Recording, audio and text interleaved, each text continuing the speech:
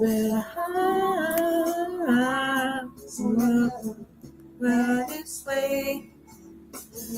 Let's see how this works. What's going on? Happy Tuesday. Happy Tuesday. I don't know what is up with this app. Like every time I go live for the first time, it just freezes. It's not working. I don't get it. Let me move my hand this way so that way I'm not in the camera on y'all. I'm gonna try this again. So man, I'm excited. I'm excited to talk about crypto again. You know, it's a new session, a new week. We're about to wrap up the year. So I'm looking forward to being able to enjoy, you know, just looking back at how things have went and celebrate myself. Welcome, Petra. I see you. Celebrating myself, and then also celebrating people who have been a part of, you know, my journey as well, and they started their own journey in this space. You know, crypto was not easy to get involved in. It's definitely not easy to stick and stay as well. So for anybody that has been in this market for any period of time, especially if you have stuck and stayed this year, you got started this year, you've been in it this year, you're like, I'm not moving, I'm not going anywhere, then guess what? Shout out to you. Congratulations, because this definitely takes a different type of individual to endure the market swings that we experience, right? So tonight, welcome Robert, I see you. So tonight we're going to be talking about crypto ETFs. Okay, crypto ETFs is the topic of discussion. I know I've covered it.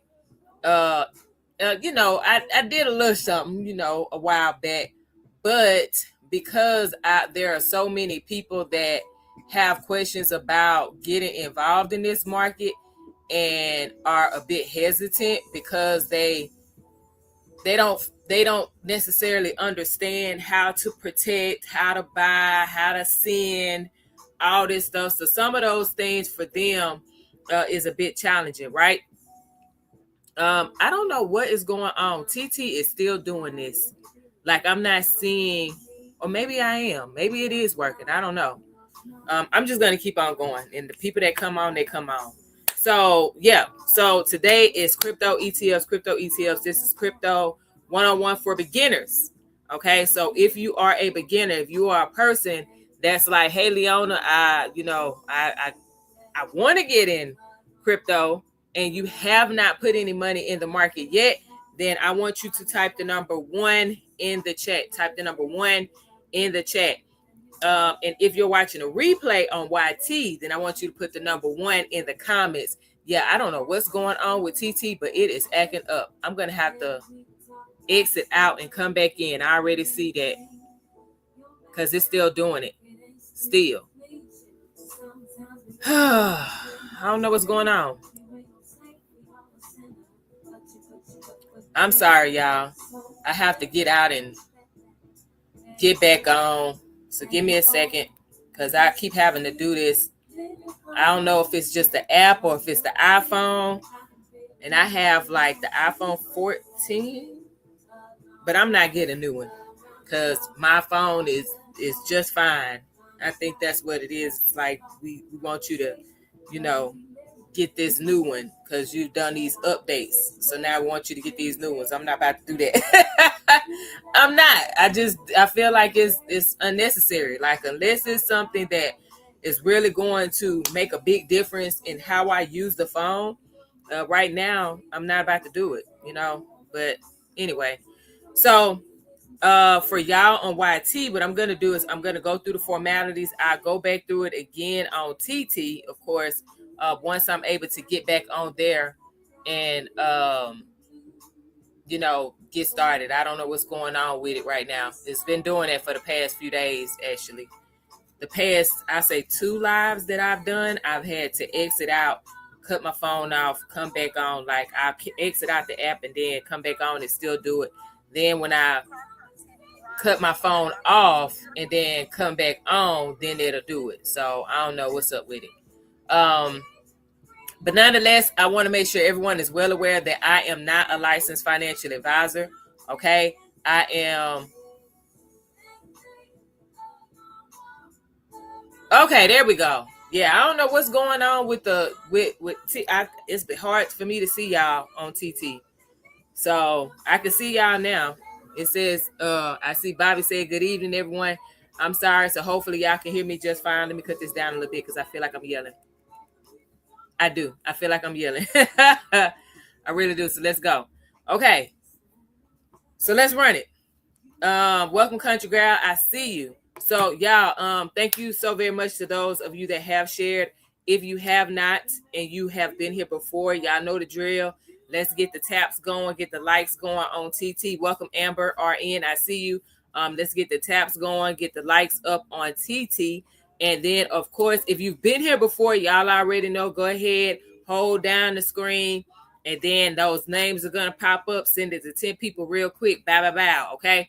They don't have to have a green bubble. If they do, awesome. If they don't, it's okay. All right, just send it to 10 people real quick. If you like, Leona, I don't know you like that girl. I just came in, creeped in from the FYP. What's up? What's going on, Corpo?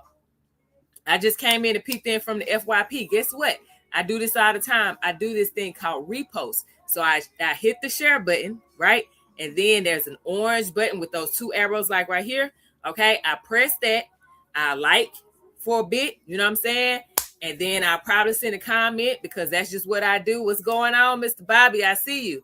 Welcome back, Charity.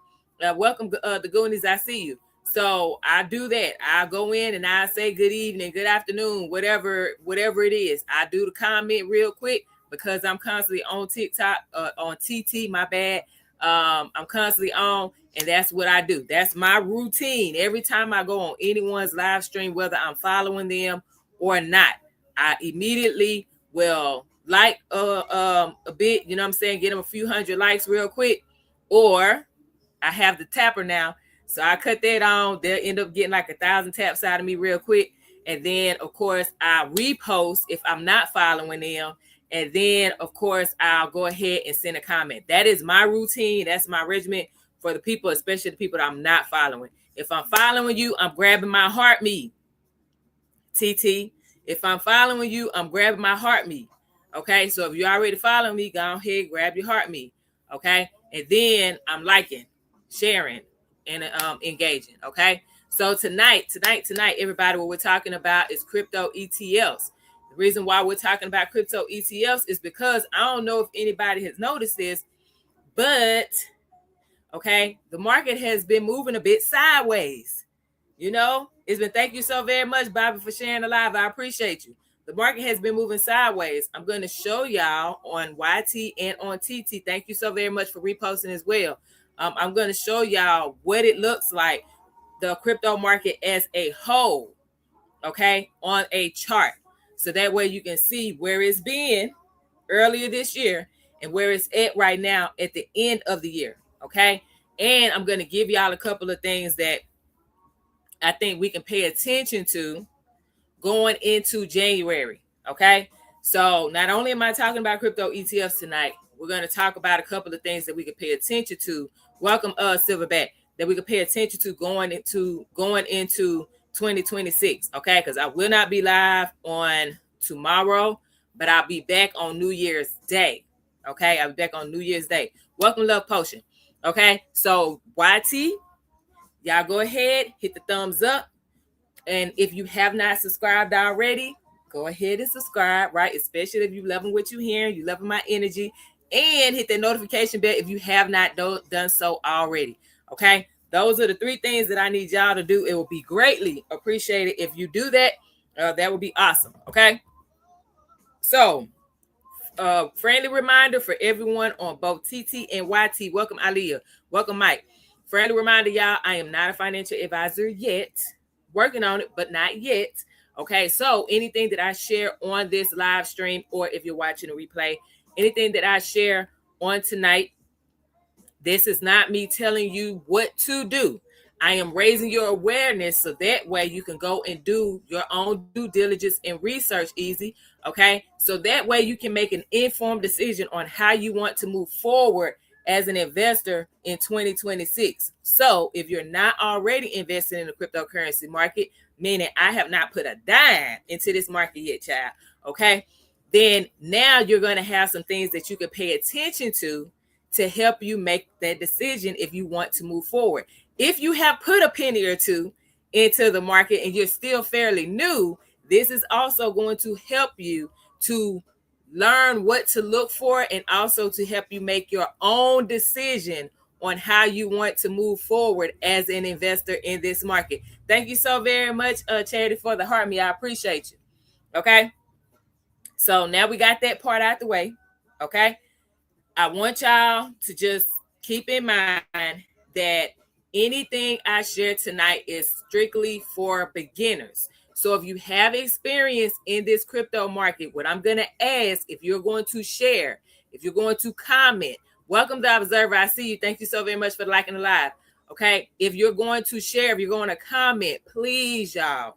This is specifically for y'all on TT. I know YT don't really have many people that come on that's super experienced, right? But y'all, please make sure that when you do use any type of crypto terms, jargon, you do any type of analysis through the chat, please use terminology or at least break it down to where a beginner can understand. Okay. There are people out here that really want to learn, but it's going to be very hard for them to learn if we're just throwing a bunch of terms at them and using a bunch of phrases that they don't understand. They're going to exit stage left. Okay. We don't want that. We want them to feel comfortable. We want them to stay. Okay. And learn so they can apply going into 2026. All right. Here's what I'm going to ask y'all to do. Welcome, JB. If you've heard of a Bitcoin ETF, welcome, Dana. If you've heard of a Bitcoin ETF, but you're not sure what it actually means, okay, I want you to type ETF in the chat. If you have heard of a Bitcoin ETF, Ethereum ETF, Solana ETF, XRP ETF, but you're like, I don't know what it means. What's the purpose of it? Type the word ETF in the chat, okay? If you're watching a replay on YT, you can still type it in the comments. More than likely, what I'll do is I'll just respond to you to make sure that you understood what was said in the video, okay? All right, I see you, the observer. I see you, Charity. Good. Okay, what we're going to do is we're going to go through this very slow. Okay, if y'all need me to repeat something, please let me know. Hey, Leona, slow down. Repeat that for me, okay? And then I got you. I see you, Akil. I see you, Miriam. All right. So for everyone that is not aware of what a crypto ETF is, Bitcoin ETF, Ethereum ETF, so on and so forth, this is what it is. A crypto ETF is basically a way for us to invest in crypto without buying crypto directly. So if you're like, but what does the acronym ETF stand for, Leona? Because you probably don't invest in the stock market. That's cool. I got you. Welcome, Carrie. Okay. An ETF, the actual term is exchange traded fund. Welcome, Eric. Welcome, Miss Motherhood. So when you hear someone that is an investor, specifically for my people in the stock market, more times than not, they're going to suggest, welcome, Brave Society. They're more than likely going to suggest that a beginner coming into the stock market invest in something called an ETF. So an ETF in general is nothing more than like a basket of companies that you can invest in at one time. Okay. They all are either part of the same type of sector. So it could be technology, it could be healthcare, it could be, retail, it could be whatever. Okay. Now, let me plug my computer in. Now, when it comes to crypto ETFs, okay, instead of us investing in, let's say, Bitcoin, and we have to have a wallet or we have to go through a crypto exchange to buy that Bitcoin. Well, what if you're not ready? Welcome, Net Monk. I appreciate the likes. I appreciate you. Okay, and the follow. Thank you so very much for following. Okay, so let's say you want to invest in Bitcoin, but you're like, I'm more comfortable with the way that traditional investing moves, the regulation behind it, the protection behind it. I feel more comfortable with that. So I don't know if at this time I'm ready to go and buy Bitcoin specifically from a crypto exchange. Child, I don't even know how to do that. Okay. Well, if you're already in the stock market, right? Welcome, Ty. I see you. If you're already in the stock market and you already have a brokerage, what you can do is you can actually buy those Bitcoin ETFs. I see you, Kat. Welcome, Jerry. You can buy those Bitcoin ETFs. You can buy those Ethereum ETFs from your brokerage. So let's say, welcome, Go DJ Unstoppable. I see you. Thank you so very much for the rose. I appreciate you. Hey, what's going on, Pure Greatness? What's going on, Blues Boy Lonnie? I see you. Welcome, Charles. Okay. So if you already have a brokerage, a stock brokerage, you can actually buy those ETFs, those crypto ETFs from that stock brokerage. So I want to get exposure to crypto, but I'm just not ready to go through an exchange. I don't understand the whole, wallet situation. Like, what the heck is that? If that's you, an ETF may be your lane.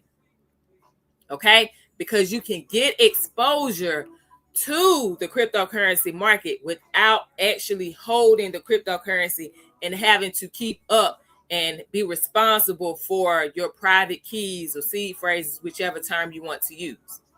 And all that is, okay, private keys and seed phrases for my people who have never, ever been involved in the crypto market. And this is your first time watching any of my lives, right? If you've never been involved, your private keys or seed phrases are your way of having access to the crypto that you purchase and you put on a specific type of wallet. Now, for my people who said, see, this is what I'm talking about. You talking about wallets and you talking about seed phrases. That's too much. Okay. This is where those crypto ETFs come in for you, because this is a really good way. Okay. This is a really good way to kind of ease yourself into this market while still doing what you're more comfortable with the traditional investing system. Right? Kat said, yes, never, ever, ever tell anyone. I don't know. But yeah, okay. Welcome, Rosario. I don't know what you referencing that to. I don't know if that was me or someone else. But yeah. So, seed phrases. Yeah. That's right. You're right. Good. I got you. Okay, welcome, Miss Tazzy T. I gotta slow down. All right. So again, for my people who are like, what the heck is a crypto ETF, Leona? I just joined. You talking about some no stress? Why? There's nothing that's no stress. No, that's a question. Okay. And I gave y'all little eyeballs. Like, if you hear that, do you equate that to no stress? All right. But crypto ETFs is a way to ease a person that's not necessarily ready for the cryptocurrency market, but they want a taste of investing in crypto. This is a way to ease them into the cryptocurrency market. Okay. Welcome, Smart Keys. I see you. Thank you so very much. Kiss the 835 Kiss the Cook. I like the way you spelled that. Okay.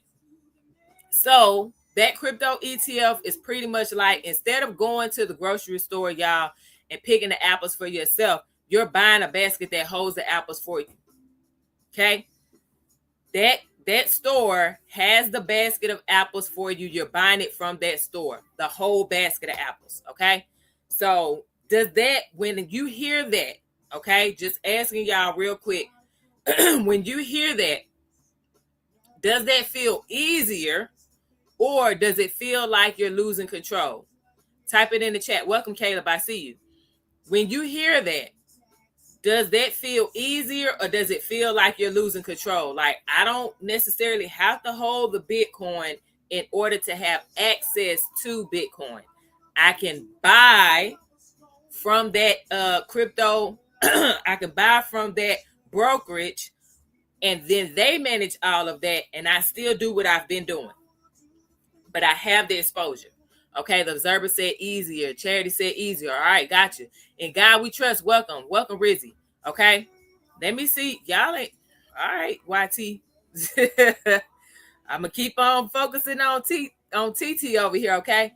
All right. So when you buy crypto directly, for all of my people who are like, I hear you about the crypto ETF, but I really I want to learn. I want to get a better understanding. I got you. Welcome, Life Stand Up. Welcome, Earl. Okay. When you buy crypto directly, you have to manage these things called wallets. You have to manage your private keys. You have to do the transferring, right? You have to be on top of your security game. We've talked about security over and over and over again. Welcome, Rhonda. Welcome, Storm. Right? We talk about security. To me, I feel like that is the number one thing between, I feel like budgeting and security. Those are my top. Like, that's it. It's not one or two. They're both number one to me before you even start investing in crypto, because they're both crucial to your success as an investor in this market, right? Kat said big things are coming in 2026. We're gonna see. We're gonna see. MACD, welcome. Okay. So when you buy a crypto ETF, you're buying it inside of your brokerage account like a regular investment. So for my people who invest in things like VOO, SPY, you might invest in Nvidia, you might invest in Tesla, whatever companies you're investing in, or other index funds or other ETFs, for my people who actually knew what ETFs were. This is what we're doing with the crypto ETFs. We're going through our stock brokerages like Charles Schwab, like Fidelity. Now Vanguard allows you to buy crypto ETFs on their platform when they weren't doing it at first. Welcome, Jesse. I see you. Okay. They weren't doing that at first. Now this month actually is when they decided that they're going to allow their customers to buy crypto ETFs, right? Welcome, Savory Mint. Okay. Who here, type it in the chat. Give me like the thumbs up emoji if you already have a brokerage account with one of those companies, or you have like a 401k. Give me the thumbs up emoji if you already have a brokerage account with Charles Schwab, Fidelity, or Vanguard or whatnot. Welcome, Led. Welcome, Kenneth. Or you have a 401k. Give me the thumbs up emoji in the chat. Real quick, real quick. Welcome, All About Living. I see you. Welcome, welcome. Okay, let me see if YT. Yeah, y'all quiet. YT. There we go. Okay. Hello. All right. So, y'all don't have a brokerage account? No one in here has a brokerage account already? Nobody has anything with an account with Charles Schwab, Fidelity, Vanguard, Go DJ, quit playing with me. He said, I have unstoppable K. Bruh, I'm not messing with you today. We taking that type of energy into 2026. Listen, I got my own. You hear me? I'm not using nobody else's stuff but my own. Okay. BB Brooks said I use pocket option. Okay, that's for trading. I got you. Sapphire, yep. Okay. 835 said Fidelity. Okay, cool. Gotcha. Welcome, modest Muslima. What's with the A at the end? How am I saying that right? Because I just saw Muslim, but then I saw the A, and I'm like, okay, I'm supposed to say okay. Welcome, Reagan and LATV. Okay, so if you do already have that, for those that do, then an ETF is going to feel more familiar to you, right? Because you're already inside a system that you already trust. For a person that is not already investing, for a person that does not have a 401k because they're the type of job they have, they're not in a career field yet, right?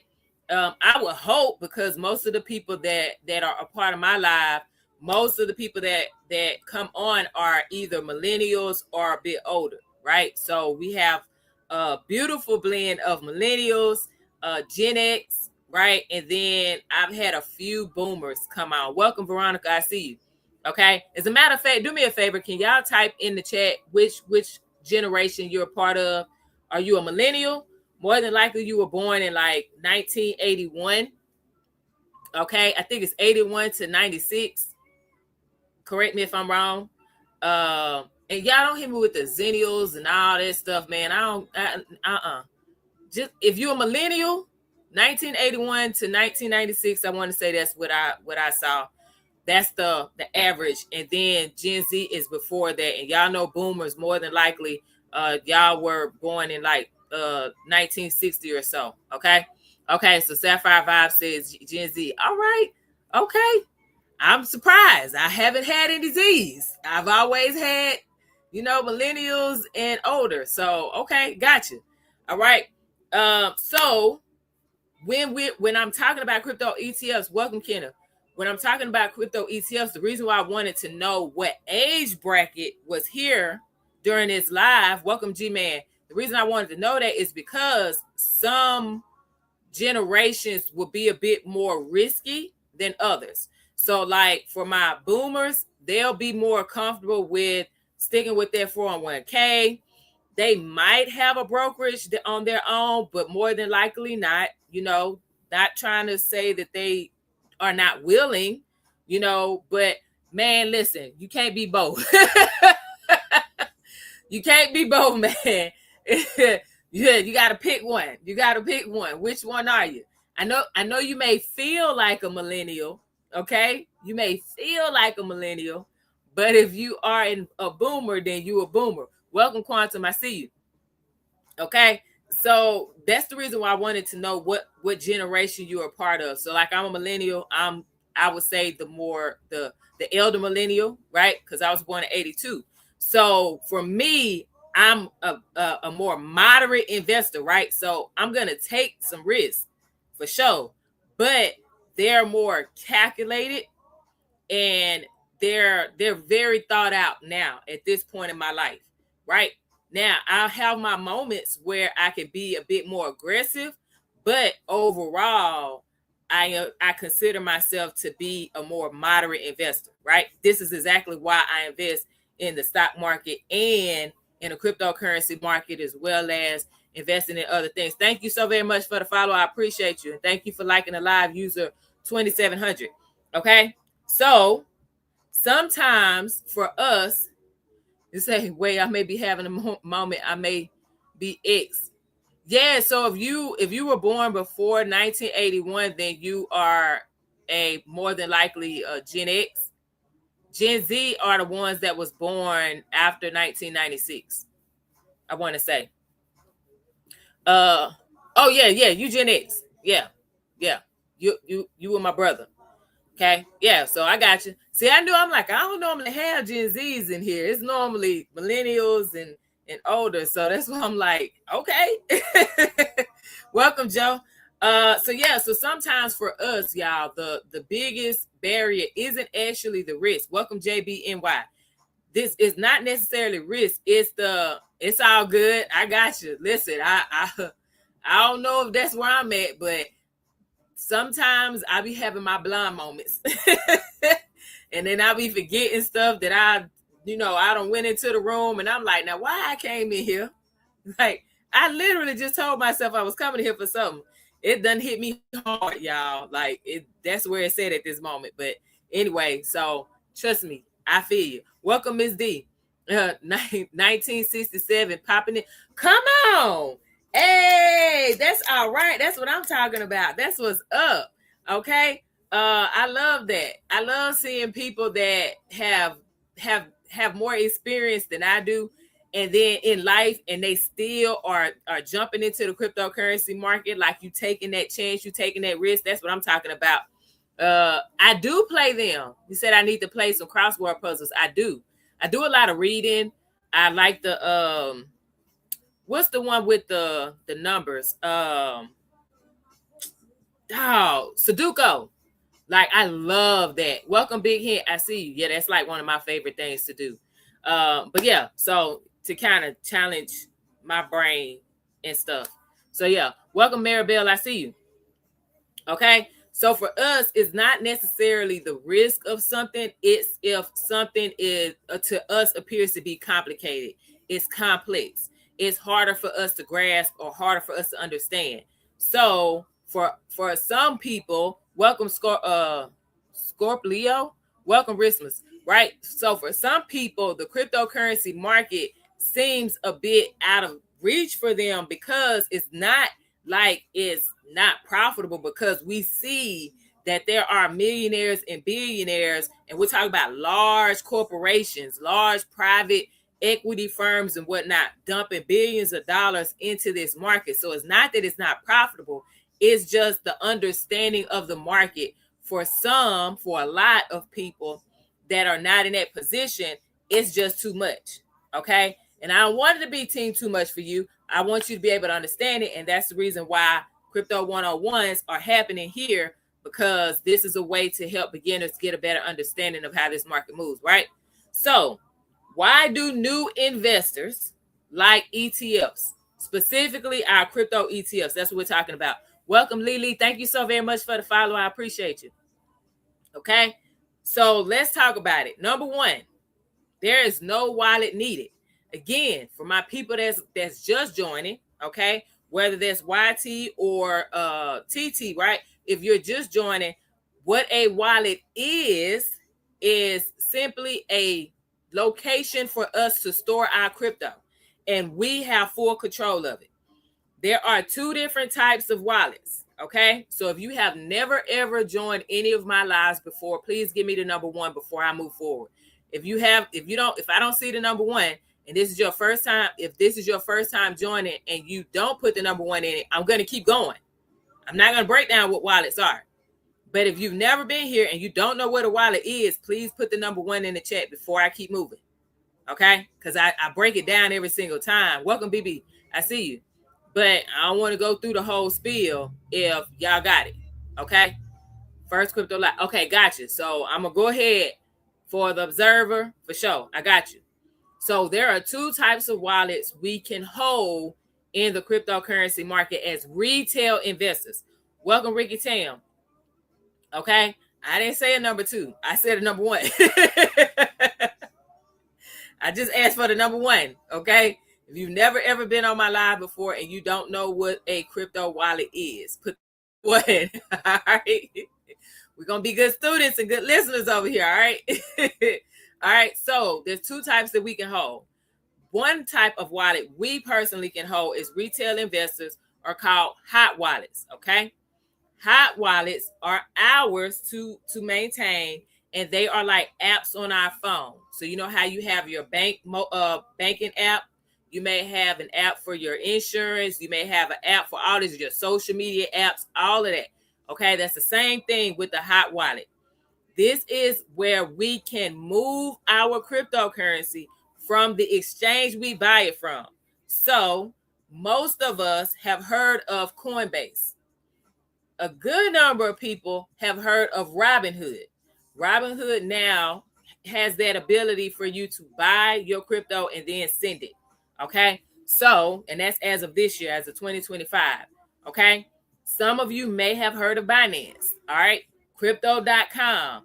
These are like some of the most known crypto exchanges. So when you buy, let's say Bitcoin, okay, you're going to move it, not that Robinhood. Talk about some Prince of Thieves, not that Robinhood, but the other Robinhood, where we can do our, for beginners, they could go on here and do their stock trade, the options trading, and then buy into their stocks. And now they are involved in cryptocurrency. Okay. So we'll be able to buy our, let's say, Bitcoin, because most of us have heard of Bitcoin before anything else. Welcome, Prime. Oh, man, I forgot. It went that fast. God, dog. Okay. So we'll buy our Bitcoin from that crypto exchange, Coinbase or whoever, Robinhood, not Prince of Thieves. And then we're going to move it from Coinbase to our wallet. The first one is a hot wallet. Y'all, I personally equate this to being like a checking account. Why do I say that? Because most of us have, one, multiple checking accounts, okay? And then two, most of us only use the checking account for us to spend every single month, right? If I'm wrong, please let me know I'm wrong. But if I'm right, please let me know I'm right. Like, how do you use your checking account? Do you use your checking account to just spend, to like make sure that you're paying your light, your electricity, your mortgage, your car note, and things of that nature? Right? Like, if I'm correct, tell me yes. Type yes in the chat. If you're like, nah, that's not how I use my checking account, all my money goes into my checking account and I save from there too, then tell me no. Okay? But the average adult uses their checking account specifically to pay for their monthly expenses. I say investments, but I don't want to confuse anybody. Okay? So for their monthly expenses. So for me, the way Leona uses a hot wallet is the same way I use a checking account. I only leave enough crypto in the hot wallet for me to send, because I'm going to make a purchase or I'm sending whatever it may be. Okay. Ricky Tan said I use my Coinbase card. If if that feels good to you, you know, especially if it's connected to your Coinbase wallet, like the decentralized one, okay, and not your actual Coinbase account, then by all means run it. Okay. If that worked for you. But here's the reason why I'm bringing this up, because the goal for us as investors of this market is to own our crypto. We technically do not own our crypto when we keep it on that crypto exchange, because we don't have access to this term called seed phrases, meaning the only person that will have access to our crypto is us, because we are the only ones that will have access to those seed phrases. So it'll be a sequence of like 12 different words. Okay. When you leave it on a crypto exchange, guess who has access to your crypto? The crypto exchange, because it's on their wallet, not yours. Okay. So a hot wallet is like an app on your phone. You have control of your crypto, but it is an app on your phone, and you still have a bit of a chance of your wallet being hacked. Okay, it's decreased because you own it, but if you don't take those proper security measures that I talk about all the time, right, you increase your chance of being hacked. Okay, Charles Wallace said Cash App. That is not decentralized. That is not where you own your crypto, because you do not get access to those seed phrases. Okay, so it's pretty much like a Coinbase. It's just Cash App only allows you to buy Bitcoin as of right now. Well, I haven't been on it in a long time, so I can't tell you if it allows you to buy anything else now. But last time I was on it, last year or so or whatever, that's what I saw. You can only buy Bitcoin. Okay, so a cold wallet is our second option. Okay, the cold wallet is not an app on your phone. It is like either a thumb drive, like a USB port. Okay, you can plug it in, or they have it where now it looks like a credit card or a debit card as well. Okay, these are considered to be more secure. Welcome, Draco. These are considered to be a bit more secure, and these are what are typically suggested for crypto investors to use for long-term holding. Meaning, if I know that I want to store crypto and I want to keep it for future generations, this is where the bulk of my cryptocurrency will be, because it's for the next generation and the generations after them. Okay? Welcome, Inc. Does that make sense? Give me the thumbs up emoji if that makes sense. Okay? There are a bunch of different crypto wallets when it comes to hot wallets, when it comes to cold wallets. For my experienced people, y'all can drop those in the chat, but I don't want to get too far off of what I'm talking about, which is crypto ETFs. Okay. So you can Google what are some really great hot wallets that for 2026. Okay. Like, what are the best hot wallets for 2026 if you want to have that as a checking account, and then also have the cold wallet as like your savings account, or I would say like a retirement account, whichever term you want to use. Okay. But we want to keep it to where we're separating the reason for using them. Thank you so very much for the roses. I appreciate you, Charity. Right? Welcome, Victor. Okay? So when you do, though, and I have to make this very clear because, like I said, since I have some new people on here, okay? When you do that research, thank you so very much for the heart, me, Patrick. When you do that, I got you. I'm going to come back to it, Queen, okay? Because I know I had some new people come on. When you do purchase your cold wallet after you have done your research, okay? Before you buy, please, please, please, this is for y'all on YT and on TT. Please, welcome Red. Make sure that you only buy your cold wallet directly from the manufacturer. Welcome Marcel, welcome James. Do not buy it from Amazon. Don't buy it from somebody that said, oh, I bought an extra one. You can buy it from me. Please do not. Okay. And the reason why you don't want to do that is because there is a possibility that they already have access to your seed phrases. Okay. Welcome, Sean Jackson. I see you.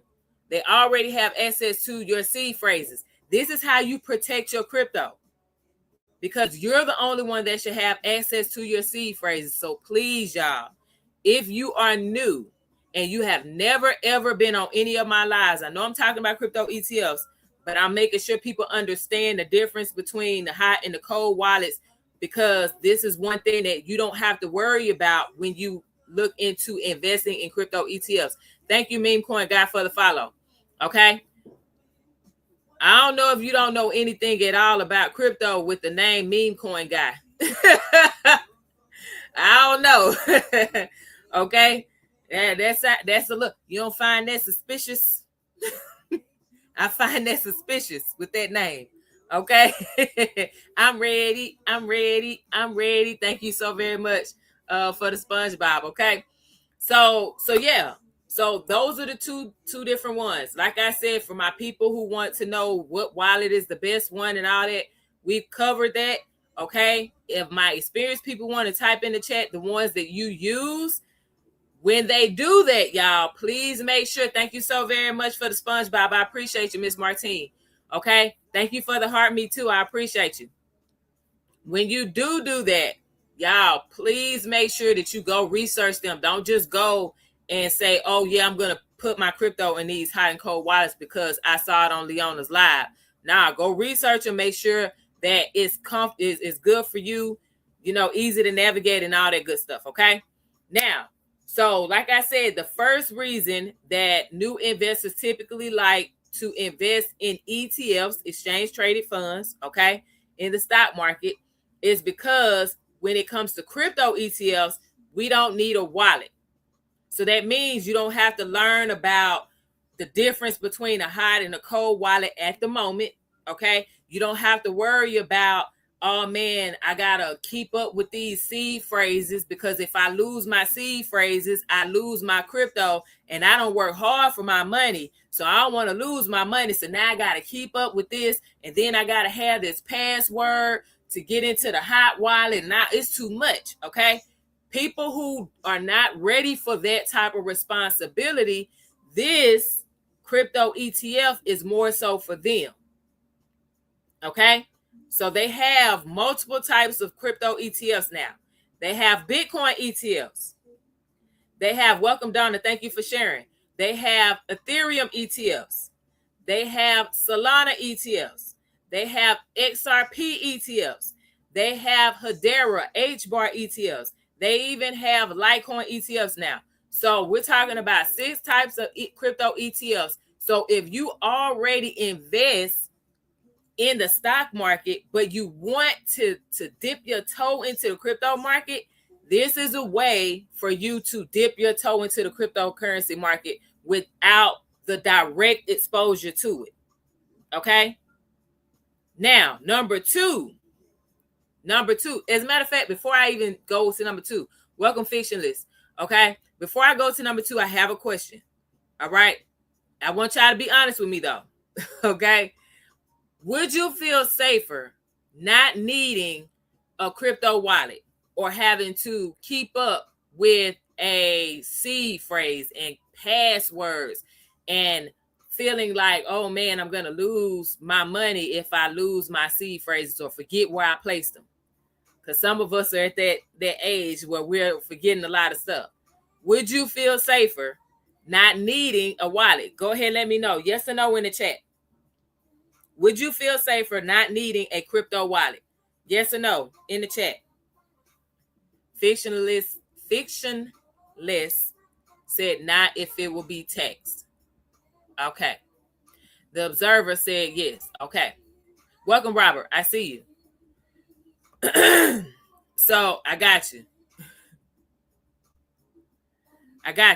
So with that being said, y'all, everybody's different. Okay, got you. Safer. All right, cool. So with that being said, y'all, of course, it totally depends on you. The way that you invest is dependent upon you as an investor. What type of investor you are, what's your goals, what risk tolerance, are you at? Are you moderate? Are you aggressive? Are you a low tolerance risk taker? Like, where are you? There's a lot of factors that go into it. Okay. So number two, the second reason why new investors tend to like crypto ETFs is because ETFs are under stricter rules than most crypto platforms. They have the regulation, right? So you're protected. You know how, like, with the banks, if you put at least 250K in an account, you're covered. So if the bank was to have an issue and they, go bankrupt or whatever happens, welcome Bob, welcome Ron, then guess what? You're going to get your 250 for each account. Okay? Crypto, listen, if you get hacked in your own hot or your cold wallet, even if you get hacked with, like, let's say Coinbase gets hacked, and then you storing, a bunch of crypto on that exchange, the likelihood of you getting that money back is not as great as it is when it comes to, like, putting your money into the bank, or if you are with a regulated stock brokerage here in the United States. Your chances of getting your money back is higher in the traditional sense of investing, right? So for my people who are comfortable with the traditional means of investing, but you want a bit of crypto exposure, welcome James, but you want that exposure to the cryptocurrency market, then sticking with crypto ETFs to start, Steve, may be for you. I'm not telling anyone that anything is or isn't, because I'm not a licensed financial advisor, so I cannot tell you that.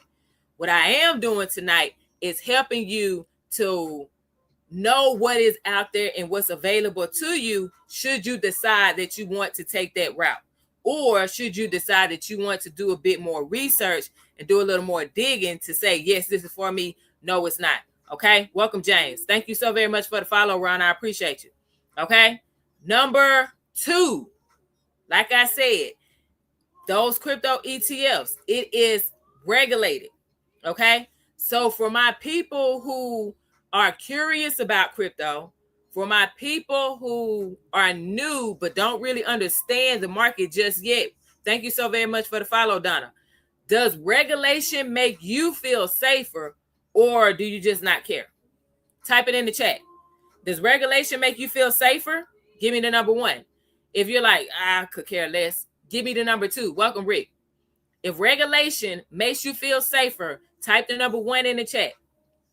If regulation doesn't make you feel safe and you could care less, type the number two in the chat.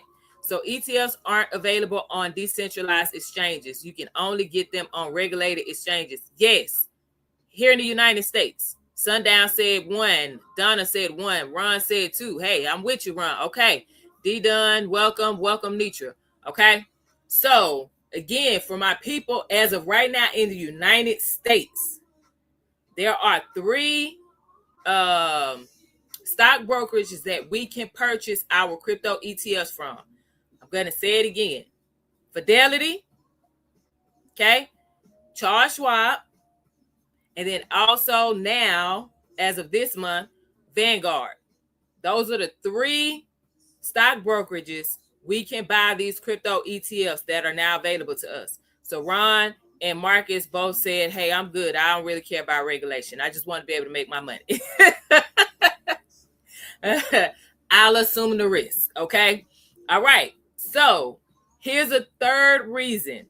Here's a third reason why new investors typically will stick to ETFs, specifically these crypto ETFs that we're talking about tonight. There is easier taxing and tracking. Okay. There's easier taxing and tracking. I do not know about Robinhood, Sundown. I don't. I haven't heard anything about Robinhood allowing you to purchase crypto ETFs. I've only heard about those three.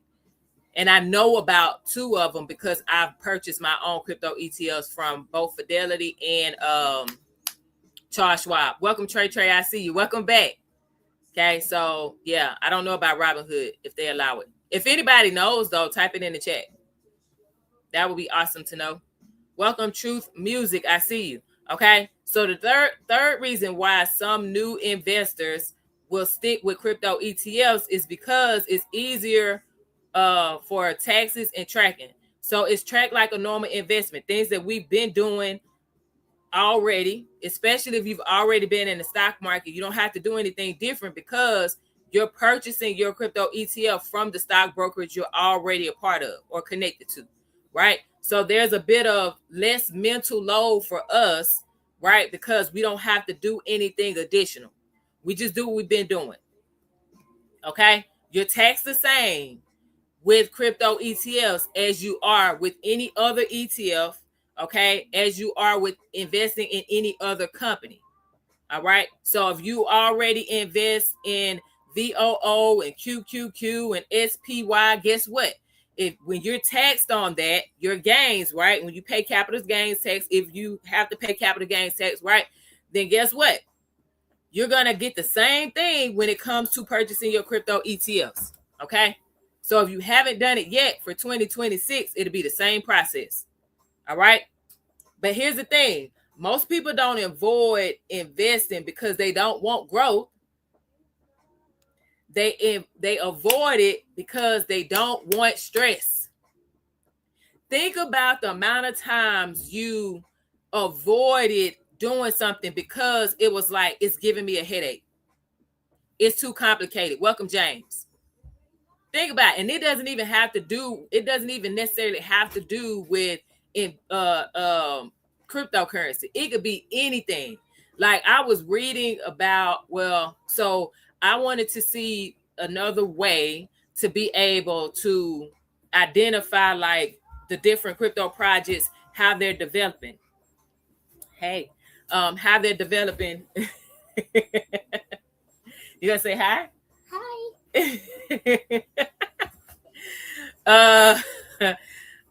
Say responsibility is power. Crypto teaches self-control, digital safety, and thinking long-term. I would agree with you, Mr. James. I do. Welcome, Dr. J.A. Thank you so very much for the follow. I appreciate you. Yeah, she just came in. They were popping fireworks. They early. But yeah, so some people will avoid things altogether because they're like, yo, like I don't feel like dealing with it. This is too much. So when I was looking into the development, like I use Sentiment. Okay, that helps me to go see what crypto projects are updating, right? What crypto projects are updating. And so I learned about GitHub when I was doing my research because I wanted to see if there was something else that could be used. So GitHub kept coming up. So I'm like, well, let me go look on it to see if I could find it. And for me, other people are like, oh, it's easy. For me, it was too complicated. And you know what I did? I said, screw it. I got off and I went back to what I knew because I was like, if it's too complicated for me to figure out, I don't want to do it. I don't want to use it. Right? So sometimes it's not necessarily that a person doesn't want to make money with that thing like crypto. Okay. It's just they don't want the stress. Or like I was told by one of my mentors from the military, he was like, nah, I feel like it's too much smoke to get my gains. And I can only just respect it. Like, okay, I mean, I can see that. Some people have a lower risk tolerance and they're like, I don't want to have to go through all of these things to be able to make money. I don't like the swings. I don't like the volatility, how it can just go up in a matter of minutes, $5,000 and $10,000 and then plummet, that or more in the next hour. Like, I don't like, there are people who they just don't want to deal with it, so it's okay. All right. So that's the third reason for some of my new investors. That's the reason why they lean towards crypto ETFs. Okay. Here's the fourth reason. And if I'm going too fast, y'all, please let me know. Welcome, Stacy. I see you. Okay. Thank you so very much for the follow. I appreciate you. So here's the fourth reason. Okay. Welcome to Real Derek J. The fourth reason that some new investors go and lean towards crypto ETFs is because it fits into their existing financial plan, their investing plan. Some people want crypto exposure without making crypto their entire financial portfolio. So they want a bit of a blend. On Tuesday, was it Tuesday? Yeah, not Tuesday, Monday. Man, one of these days. Thank you so very much for sharing the live. I see you. So one of these days, I was talking about like breaking down your portfolio, right? It was Monday because we were talking about it was Monday because we were talking about the richest man in Babylon, chapter 1, right? So I was talking about breaking down, your portfolio and how you want to invest in percentages and everything. So some people are a bit more conservative. They're low risk. Welcome, bump. So when they look at crypto, they're like, hey, that's only going to be 10% of my investing pot, period. I don't want more exposure than that right now. I want to get a feel for how the market moves. Thank you, DC, for the follow. Okay. Welcome, Step. And so some people are saying, hey, 10% of my investing pot in general, that's it. There are others like myself that's like, no, my investing pot is going to be much greater, but that's attached to your risk and your goals, right? Thank you, Sam, for the follow. I appreciate you. Okay.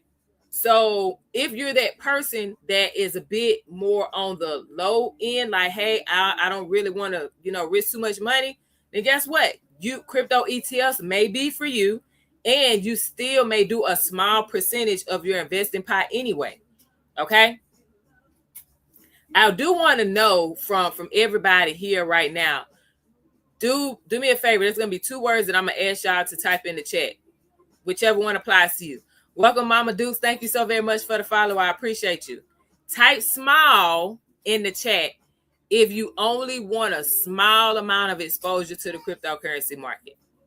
Type big, B-I-G, in the chat if you like, nah, I'm a pretty moderate or aggressive risk taker. So I'm gonna do like 30-40%, right? Like I'm cool with more than 10%.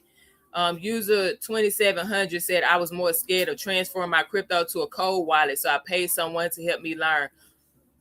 Okay, all right. Okay, I see y'all. Big. All right. That's what's up. Good.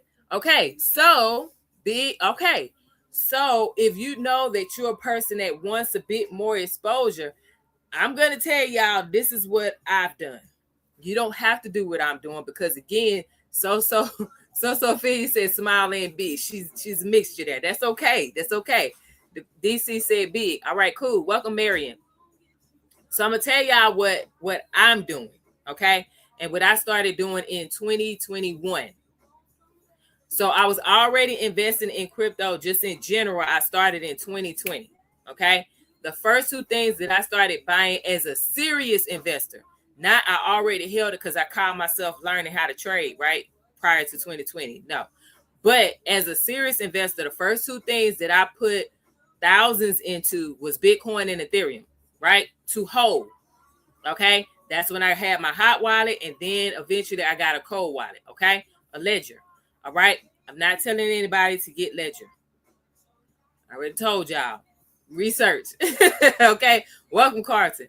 So when I did that in 2020, in 2021, I was told about a company, that a publicly traded company that that held Bitcoin and Ethereum at the time. It was two of them. They held Bitcoin and Ethereum at the time, and they were considered a trust, but you can invest in it like on the stock market. That company is called, I don't know I said why it was, but is called Grayscale. So this was my first exposure to what we now know as crypto ETFs, because Grayscale held a large sum of Bitcoin in a trust, and then they held a large sum of Ethereum in a trust. And so in 2021, I was told by my wealth mentor at the time, hey, listen, this person that we all knew, we were all in I believe it was Orlando at the time.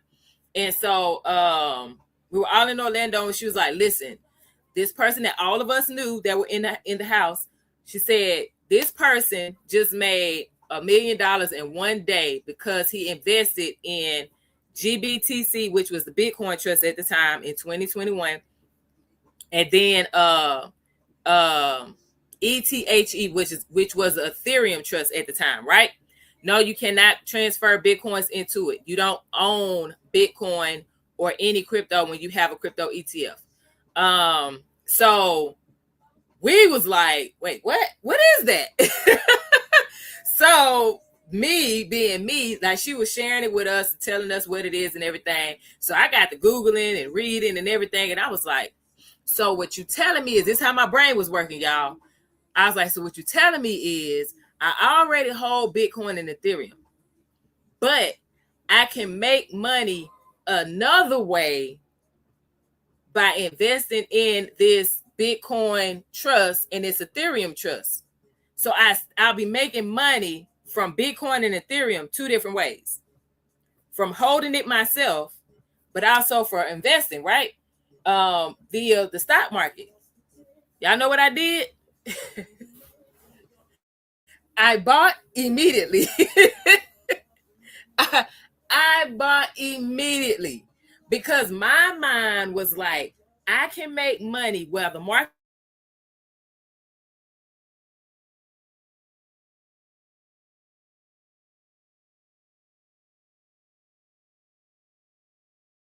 myself, and the share price is going to go up with this GBTC and ETHE at the time, right?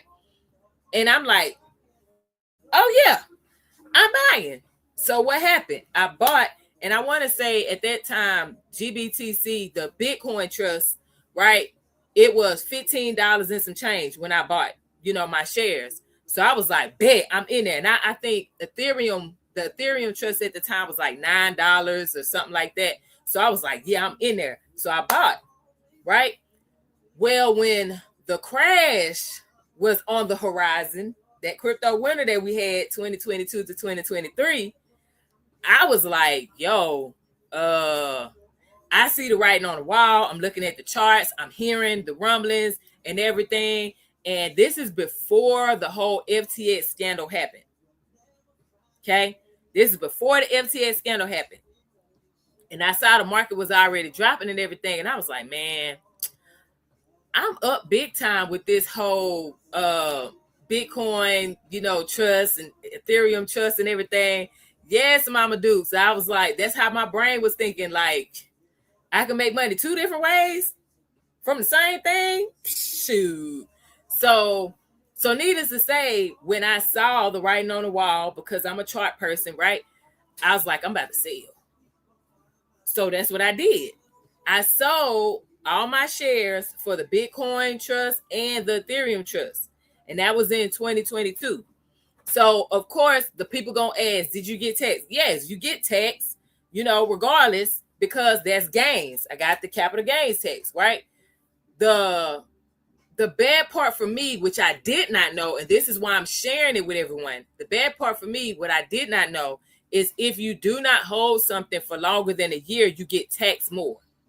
I didn't know that then because I was a beginner. I was a newbie. You know what I'm saying? Nobody told me that. I had to learn that after I submitted the stuff, and then I saw, and I'm like, oh, okay. And then, of course, the reading, the learning, the more I learned about the stock market, all of that stuff, right? Okay. So I'm letting you all know, okay? The beautiful thing about this is you can make money from one asset two different ways. Just off the bat, I haven't talked about anything else you can do in the cryptocurrency market.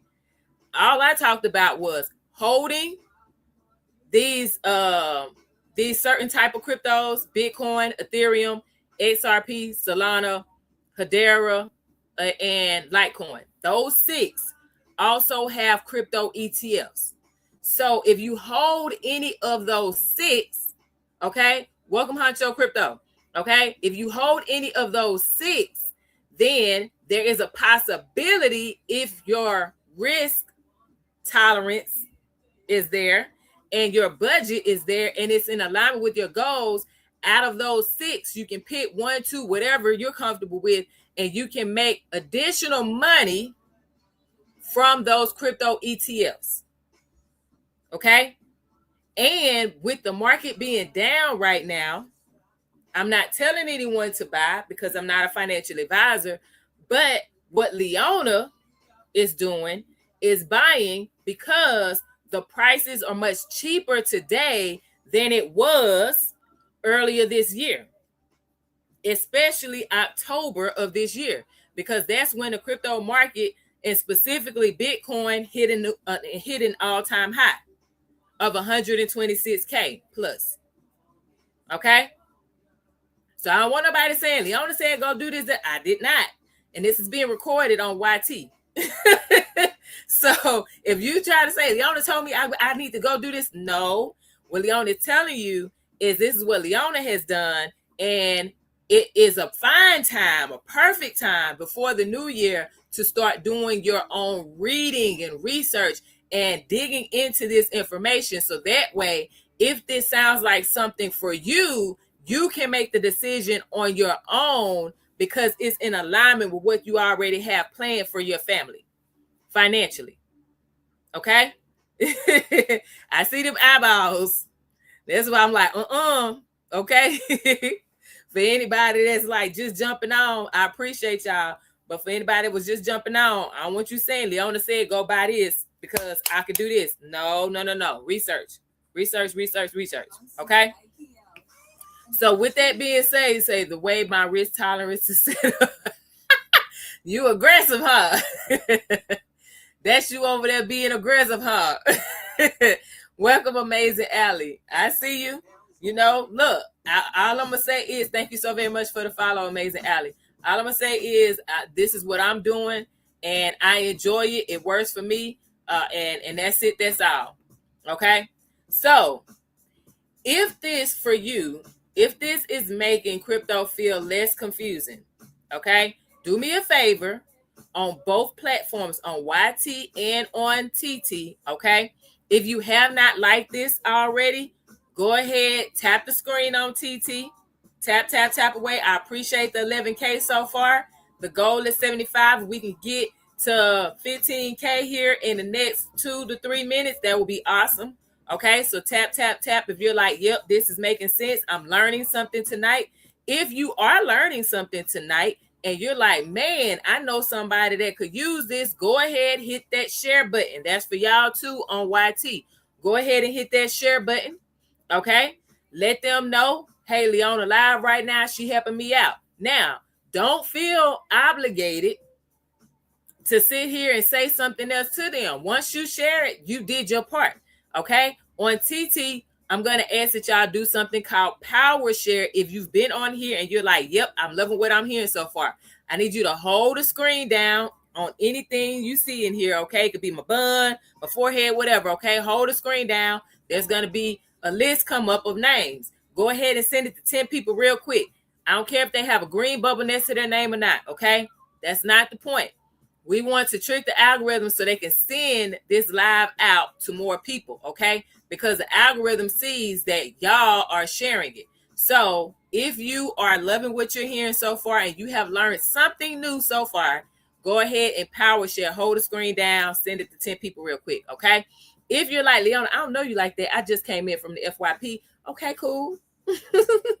Don't get upset with me. You could do something else called repost. Hit the share button, okay? And there's an orange little background, I believe, or yellow, whatever it is, and it has these two arrows like this. You can do that. You can repost it, okay? I do that every time I get on this app and I'm just scrolling and I'm liking people's stuff and commenting or whatever. I always thank you, Miss Martine, for the repost. Thank you, Charity, for the shares. I appreciate you, right? So yeah, so that's what you can do, okay? And then keep engaging because I love the engagement. All right. I appreciate y'all. And if on YT you have not subscribed yet and you loving what you're hearing, go ahead, hit that button. Okay, subscribe and hit that notification bell so that way you know when I'm going live. All right. Now, boom. That's it. So thank you so very much for sharing, Sophia. I appreciate you. Okay. So there are some things that's going on, and I'm about to show y'all this real quick. As a matter of fact, let me just show y'all the market real quick, what it's looking like. So let me share first on YT, and then I got y'all on TT. Okay, housekeeping is done. Yes, ma'am. You know what it is. Housekeeping is done. So I'm about to share my screen real quick, and I want y'all to see this. Okay.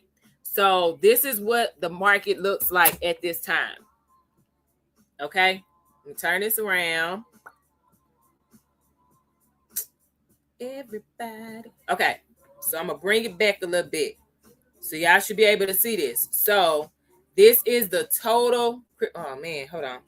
There you go. This is the total market cap for the cryptocurrency market. Okay.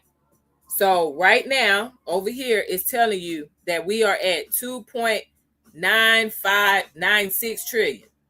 Okay? The total market is 2.96 trillion. Okay? So if you look at this, I'm going to bring it back a little bit. If you look at this, what you're seeing is this was the all-time high. Okay? Back in October, I'm moving it out the way. See it down here at the bottom. October 6th. Okay? And then the market has pushed what direction? Type it in the chat for me. Which direction did the market push after this all-time high? Up or down, y'all? Type it in the chat. From what you see on here, which direction did the market push after this all-time high here? Up or down? Okay, Amazing Ali said down. Charity said down. Mama Duke said down. The Observer said down. All right, awesome.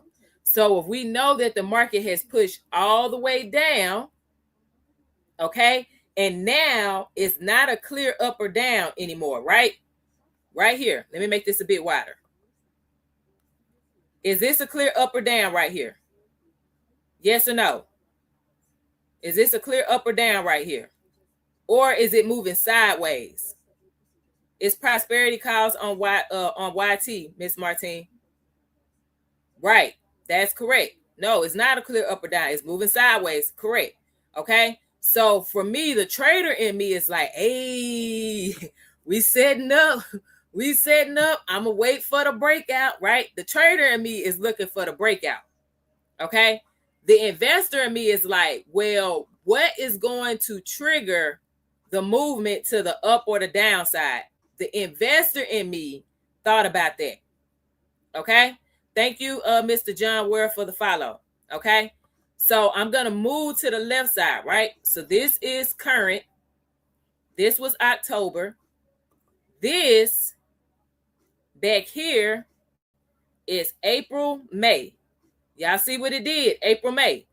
If y'all see what it did, April, May, type it in the chat. What did it do in April, May, where my cursor is moving left to right? What do you see here? Thank you so very much, Shalonda, for the follow. Was it moving up or down or sideways? Up, down, or sideways where my cursor is moving? Exactly. It was moving sideways. So what this tells me, again, we are in the same area as it was back in April, May. So what we're waiting on is something to occur from a macro level, from a big level, okay, to tell us that, okay, the market is either going to go up or because it's hovering in this same area, it's going to break through here and go down. It's only two ways it can go, y'all. It's either going to go up, but something has to trigger it to go up, or it's going to go down, but something has to trigger it to go down. Does that make sense to everybody? Yes or no? I'm giving y'all a second. Does that make sense? You're welcome. You're welcome, the observer. Okay, yes. Cool. So now y'all started. Ginger Snaps. I like the name. Welcome. Thank you for the follow. Thank you, Colleen, for the follow. I appreciate you. Good. Okay. So now that we know that, I'm going to give y'all one thing. Okay. And then as a matter of fact, I'm going to just give y'all a couple of things real quick. Okay. So there's a couple of things that we want to pay attention to going into 2026. Okay. And if y'all are ready to take notes, let me know. Type ready in the chat if y'all ready to take notes. So going into 2026, because y'all see the market right now, crypto market as a whole is moving sideways. It's not going up. It's not going down. So type ready in the chat if y'all ready to take this down. Okay. There are three things I want y'all to pay attention to moving into 2026. All right. If y'all didn't see my post earlier, I got you today. Number one, I want y'all to pay attention to big economic news here. Things like inflation and interest rates, they are big catalysts for movement in the cryptocurrency market. Okay? So that's number one. Economic news like inflation, welcome Will, and interest rates impact the cryptocurrency market. Okay? If y'all got it, let me know. Give me the thumbs up emoji if y'all got number one. Economic news. This is what we're looking for in 2026.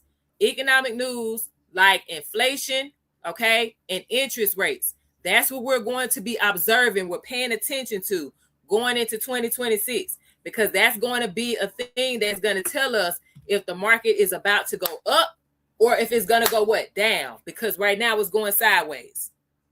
Okay? Okay, cool. I got the thumbs up emojis. Good. Okay? The second thing, let me check with y'all. Okay, y'all good. All right, so the second thing, thank you, Cosmic Balances, for the follow. The second thing we want to pay attention to is our large waiting on a crash, Lord. Well, we're strategic over here, okay? We're strategic, okay? So we're waiting on, or we want to see if large institutions, these big private equity firms, thank you, Wayne, for the follow, are putting money back into the crypto market. So I'm about to show y'all something where we're going to talk about these Bitcoin ETFs, or I'll say the crypto ETFs just in general, the inflows and outflows that contributes to the large institutions putting money into the market. That's not the only thing, so don't y'all come for me. I'm giving y'all one of the many things that gives us an idea of large institutions putting money into the market. Okay? So that's number two. Does everyone have number two? Type the number two in the chat if y'all have the second one. Because that's the second thing we're looking for in this market. Okay? That's the second thing we're looking for. Waiting on the crash greater than 10 to 10. Okay, BlackRock just sent 408. Oh, shucks. BlackRock just sent 480 million to Coinbase today. Ooh. Y'all, that's a large amount. Just saying. Okay, so thank you for that. So that's number two. Good. Number three, we want to see how the market reacts to news just in general. Not the news itself, but like how it just reacts. So the gentleman said, the Buffer International said that 480 million was just sent from BlackRock to Coinbase. Well, the market has not. As a matter of fact, hold on. You said that happened today? The Buffer International? You said that happened today? Let me know in the chat. Welcome TM78. Welcome Timeline. Welcome Terrence. I see you. Welcome he, him. What's going on? Welcome United Uprising. I'm waiting on the buffer to let me know if that was today, because I didn't see it. Welcome KJ. I see you. Welcome Cosmic Balances again. Welcome Angela. I see you. It was 4 days ago. Okay, so yeah, that was it was reported today. Okay, yeah, so like the market didn't really do much of a move, right? It went up a little bit because I was looking at it this morning. Like Bitcoin, I was looking at it. The Invisible Theologian, welcome. Welcome Dexter, welcome Bradley. So it went up a little bit, right? But it wasn't a massive move.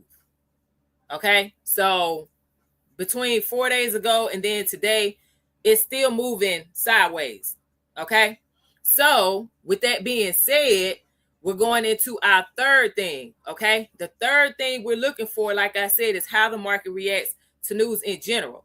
Yes, Colleen, that's one of the things that we're looking for is the Clarity Act. We need to see what happens with that.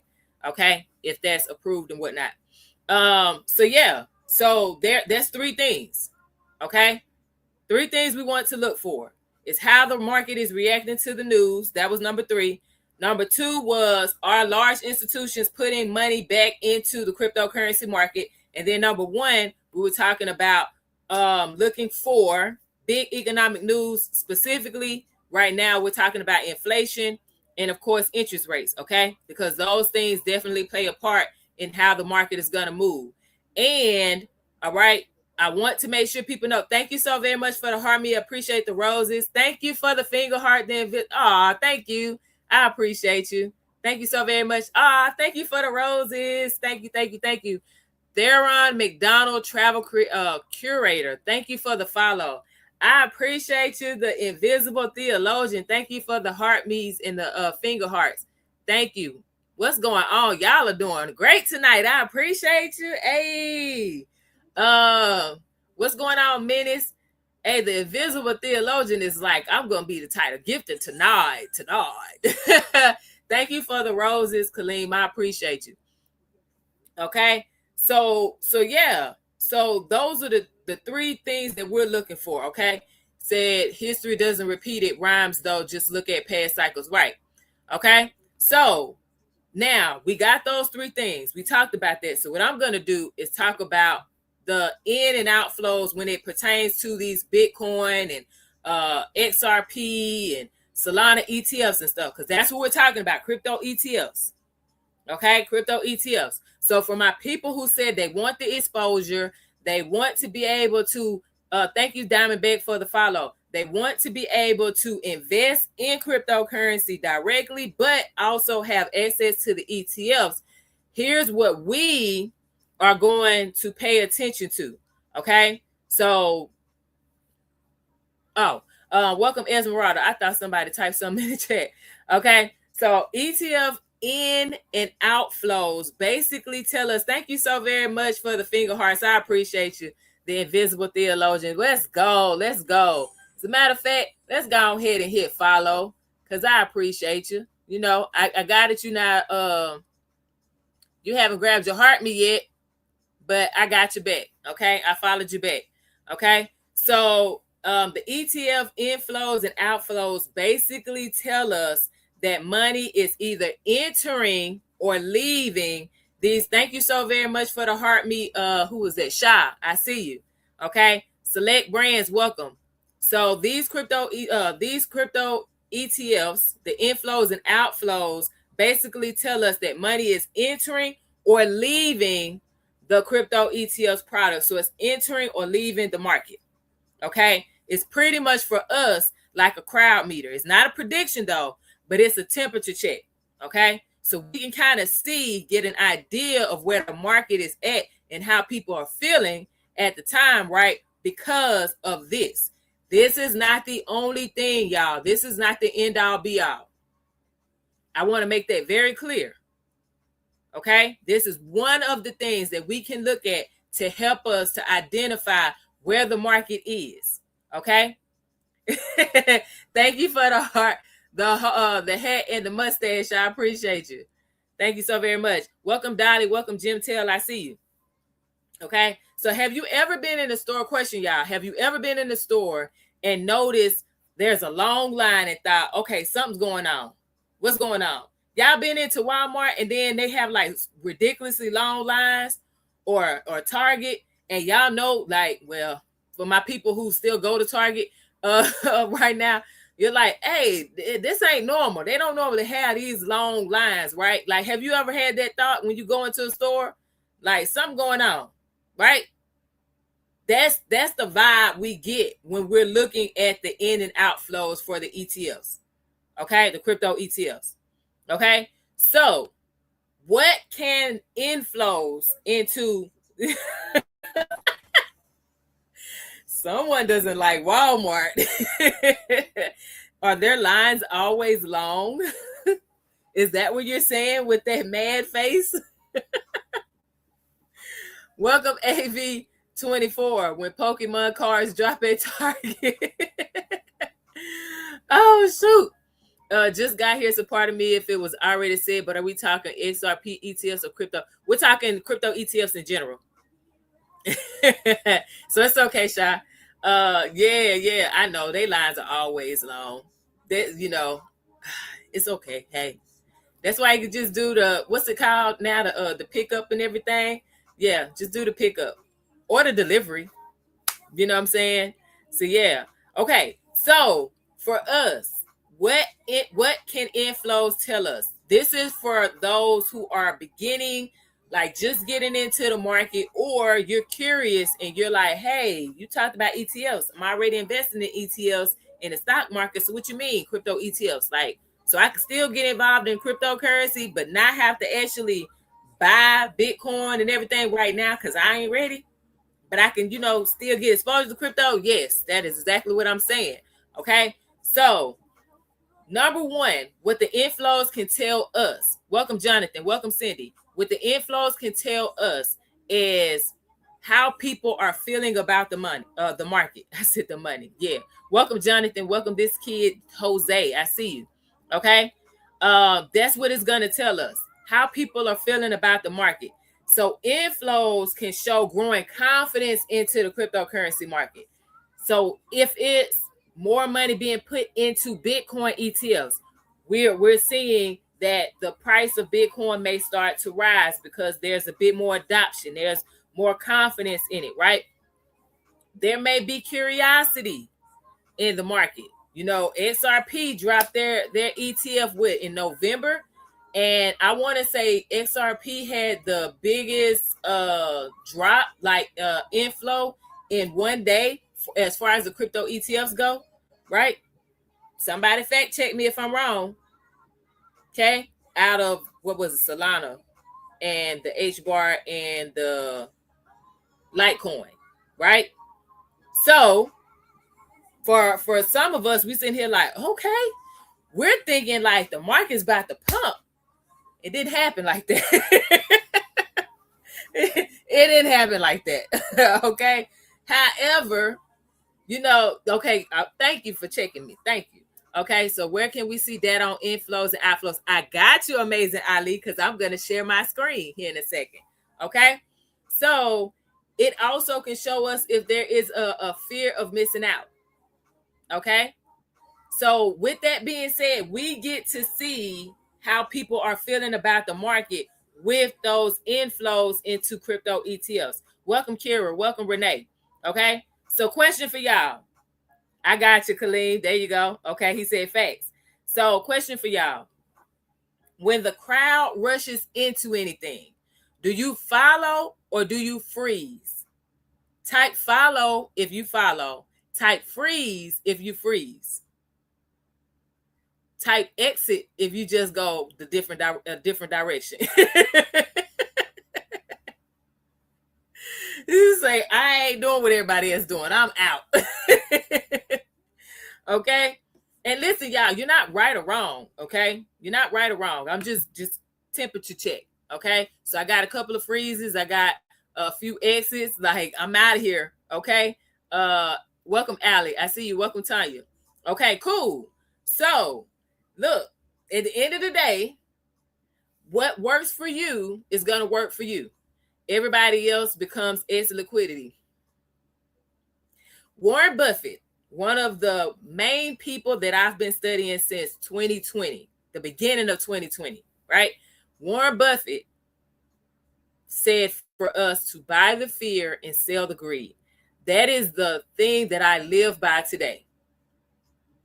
I didn't understand 100% when I first heard it in 2020, right? And I'm pretty sure some people like, you just got exposed to Warren Buffett in 2020, and I'm fine with letting it be known that I'm a late bloomer. Okay. I didn't start seriously investing like this until the beginning of 2020. All right. Don't judge me, and I won't judge you. All right. Now, with that being said, thank you, Queen B, for the follow. With that being said, okay, if you see that price is running up and you are in massive profit, this is not financial advice. I'm going to say it again because I'm not a financial advisor. But what Leona does is, if I am up a specific percentage, say over 100%, depending on what I'm invested in, I am taking some profit. Period, point blank. I am going to sell some shares. I'm going to do some moving around. But here's the thing. I'm not taking all of my profit out of the market in general. In crypto specifically, this is what Leona does. I'm not telling you to do this, but this is what Leona does. Leona would take a specific percentage of my profit and move it into stable coins.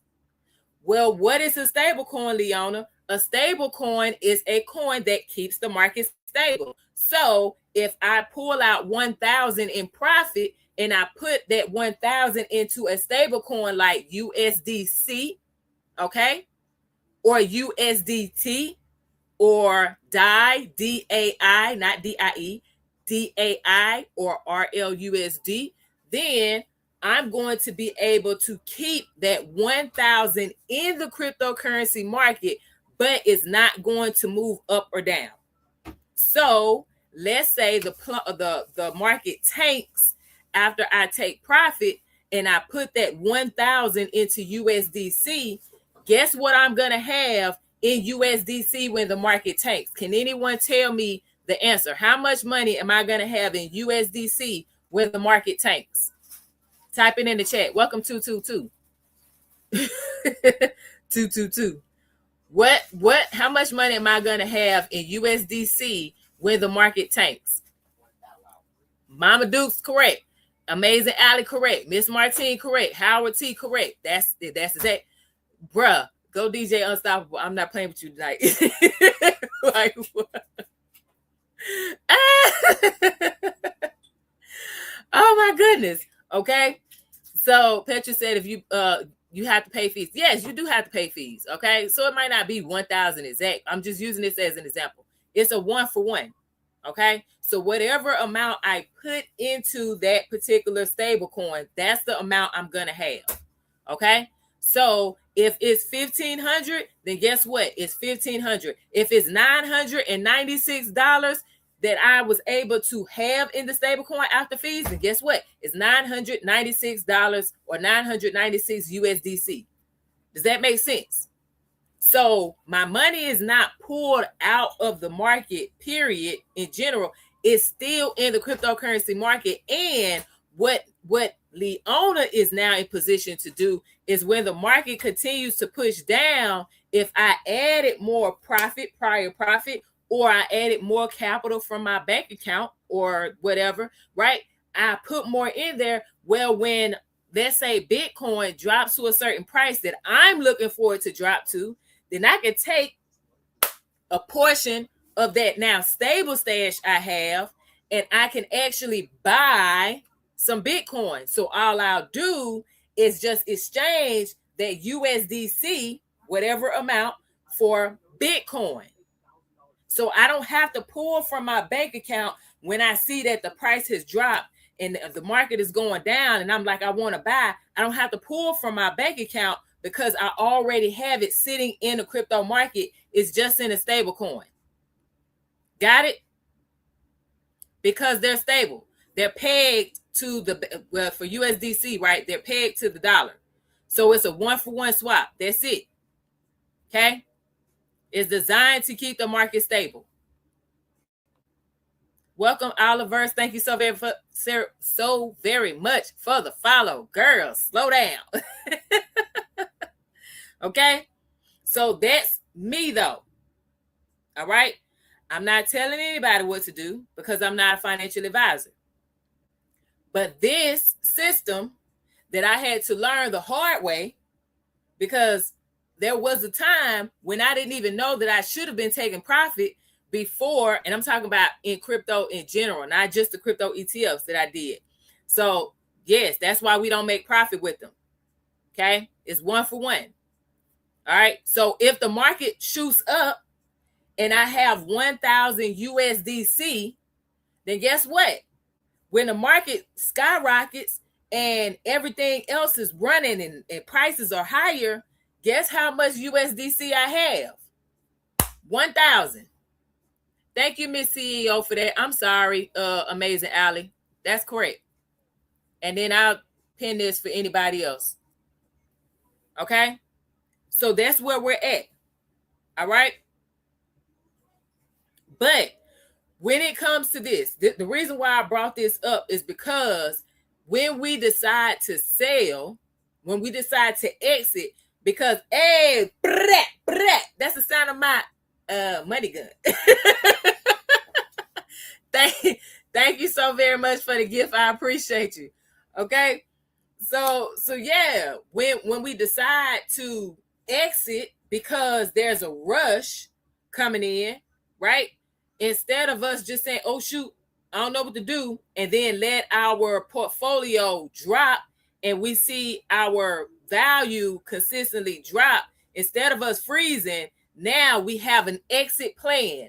Like some of the members said earlier, they exiting. Okay. Now, number 2, what do these Bitcoin and XRP and Ethereum crypto ETFs tell us? Okay, when we're talking about the inflows, money's coming into them. Okay, what do they tell us? Okay, I don't know you, JJ Sav. I love the Bible, but you know, I don't know you at all. Okay. Like, what are we doing? I appreciate it. You can type it if you feel comfortable with that, but I don't know you. So yeah. So second thing, institutional activity. So this is when we're talking about big money behavior. We talking about the big bosses. We talking about the big dogs is coming in. Okay. So number 2, when we see a lot of people, that are going to watch ETF flows because institutions can use these ETFs as a first step into a market. So here's the thing. When we're talking about, who was it mentioned it earlier? BlackRock. Hey, JJ Sav, I appreciate you coming in, but like I said, I don't know you. So I'm going to need you to chill. All right? And if you can't chill, I'm going to ask you to spell something in the chat. Okay? So I'm going to need you to chill. I'm being nice. I appreciate you. Okay? Thank you, Queen Bee, for liking the live. All right? So a lot of people are going to watch these ETF flows. BlackRock moves a lot of money. Okay? BlackRock is number 1. Fidelity is number 2. Specifically, when we're talking about Bitcoin ETFs, Fidelity is number 2, BlackRock is number 1, and then Grayscale is number 3. Okay?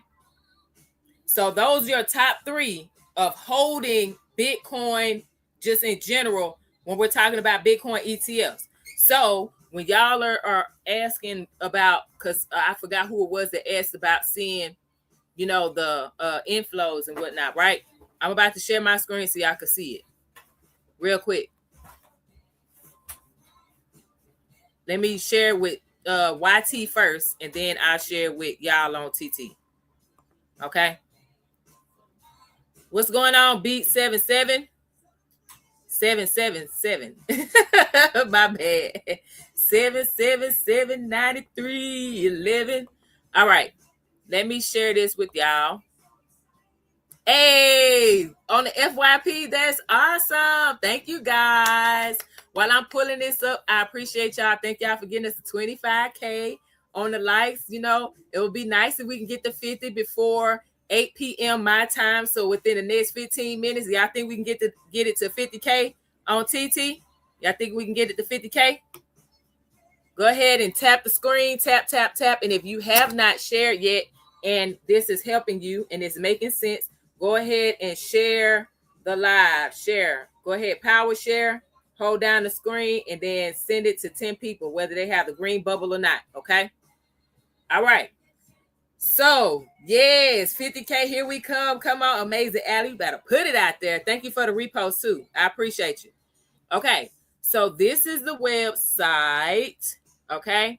It's theblock.co. Okay, theblock.co. This is where I go to get a ton of crypto information too. There's multiple places I go for crypto information, but this is one of the many places you can go. Thank you, Donna, for the repost. This is one of the many places you can go to see the in and outflow, okay, as it pertains to crypto. So I'm going to show y'all. Get this off of here. Oh, I was supposed to do this. My bad. So on the block, it has this spot here, data, and then it shows featured data. So I'm just gonna go. This is for the Bitcoin ETF, right? So if I'm looking specifically, you're welcome, Sha. That is awesome. Thank you so very much. So if we're looking specifically for, let's say, Bitcoin ETFs, see this spot Bitcoin ETFs. That means it's tracking the price movement of Bitcoin specifically. So you have indirect, direct exposure to Bitcoin, right? Okay. These are the different Bitcoin ETFs. IBIT, this is number one. That's BlackRock. Okay. FBTC, this is number two. That's Fidelity. I told y'all Grayscale is number three. That's GBTC. So when we hover over it, it shows us the color, and you'll be able to see from right here. It says from December. So this is telling you, left column here, this is telling us the amount in billions, right? And then the dates down here. Okay. So I'm going to use IBIT as an example. Remember this color. It's the dark blue. So when I hover over the dark blue, the inflow for, what's this? Get on there. This is for yesterday. I'm trying to get it. Get on there. There you go. Come on, stay there. Okay, cool. So the inflow or the flow into IBIT on yesterday, okay? God, no, the total was, I'm trying to get it stay, was 2.2 billion. All right? That's in yesterday. Now look over here. This is November. Get to 21st. They had a total 11 billion. That's way down from November, right around. That is much lower than in November. And I want to say November had the largest month of inflow into Bitcoin ETF specifically. I want to say that. Okay. So you can actually see the difference in prices, right? Said, but don't you think it's sad out of thousands of big companies, only a few companies on crypto? I ain't gonna say it's sad. I say that more of us need to be holding it because they in here buying it up. Shoot, we need to be getting ours in. You know what I'm saying? And then they get it. But that's just me though. You know? So yeah. So this is one of those places. If you want to see what Fidelity inflows look like, okay, then this is the color. And then I'm going to hover over it here, trying to get to it. Come on. There we go. So, oh my gosh. Okay, so theirs was a total of 2.2 billion for yesterday as well. Shy said we are early. Yeah, y'all not late. Nobody's late. Okay? That's right. Let's get ours and make sure our friends are comfortable investing too. Only thing we can do is just tell people, y'all. Okay? So hopefully y'all got it. So now you all have a website. One, y'all can Google it, y'all. There are plenty of others. The one that I gave you does not have to be the only one you use, okay? But that is one of the many places we can go to look at the different crypto ETF inflows. All right. So I just like the block because it's easy for me to see. All right. Clarence asks, how do I cash out? How do I cash out of ETFs? Crypto ETFs? Is that the question, Clarence? Thank y'all so very much for liking. Please continue to like so we can get to 50K. Okay? And then Clarence, I'll get to you when you answer. I'm wondering if you're asking how do you cash out of ETFs or your specific cryptocurrencies. Okay? Oh, I'm sorry, Queen B. It's called theblock.co. The block, BLOCK.co. And then they have the section that says ETFs. So you'll be able to look at each one that they have available. So on the block, it has Bitcoin ETFs, it has Ethereum ETFs, Solana ETFs, and XRP ETFs. So it's separate, like what I just showed y'all with Bitcoin. You'll be able to see it just like I did. Okay. Hey, my brother ready to bring in the new year. He say I'm tipsy, but I'm here. Well, welcome, my brother. Welcome. I'll drink to that. Water, of course, but I'll drink to that. Long as you're showing up. That's what's up. Okay. So Clarence said crypto, period. Cash out, you sell it. That's it. You sell it within your crypto exchange, wherever you bought it from, or wherever your account is, whoever you have your account with, Coinbase, Robinhood, Crypto.com, Binance US, Kraken, whoever you're using. Nick and Next, thank you so very much for the follow. All you do is just sell it. So you'll exchange it for US dollars. That's a fee. And then you'll be able to send those US dollars to your bank account. Okay. All right. Cool. So I just showed y'all that. All right. Next, we're going to talk about price pressure and liquidity. Okay. This is another thing that inflows in this crypto ETF market is going to help us to see what's going on with the market. Okay. When you have large ETF, when you have large ETFs like Bitcoin and Ethereum, those are our large ones, right? When you have these and you have inflows into Bitcoin and Ethereum specifically, they are going to buy, or they may need to buy the underlying assets so they can create upward pressure. So pretty much what they're doing is they're going to buy more of that digital asset. Okay. So the more money coming in for the Bitcoin ETF, right? The more Bitcoin that particular company is going to buy. The more money going into Ethereum ETFs, the more Ethereum that company is going to buy. Oh, thank you, Shy. I appreciate the finger hearts. Thank you so very much. Okay. That's just what it is. Thank you so very much, Miss Martine. I appreciate you.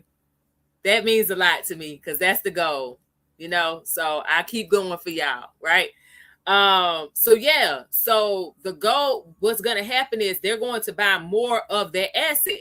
So let me look real quick because I haven't looked since maybe November to see how much Bitcoin specifically BlackRock owns, right?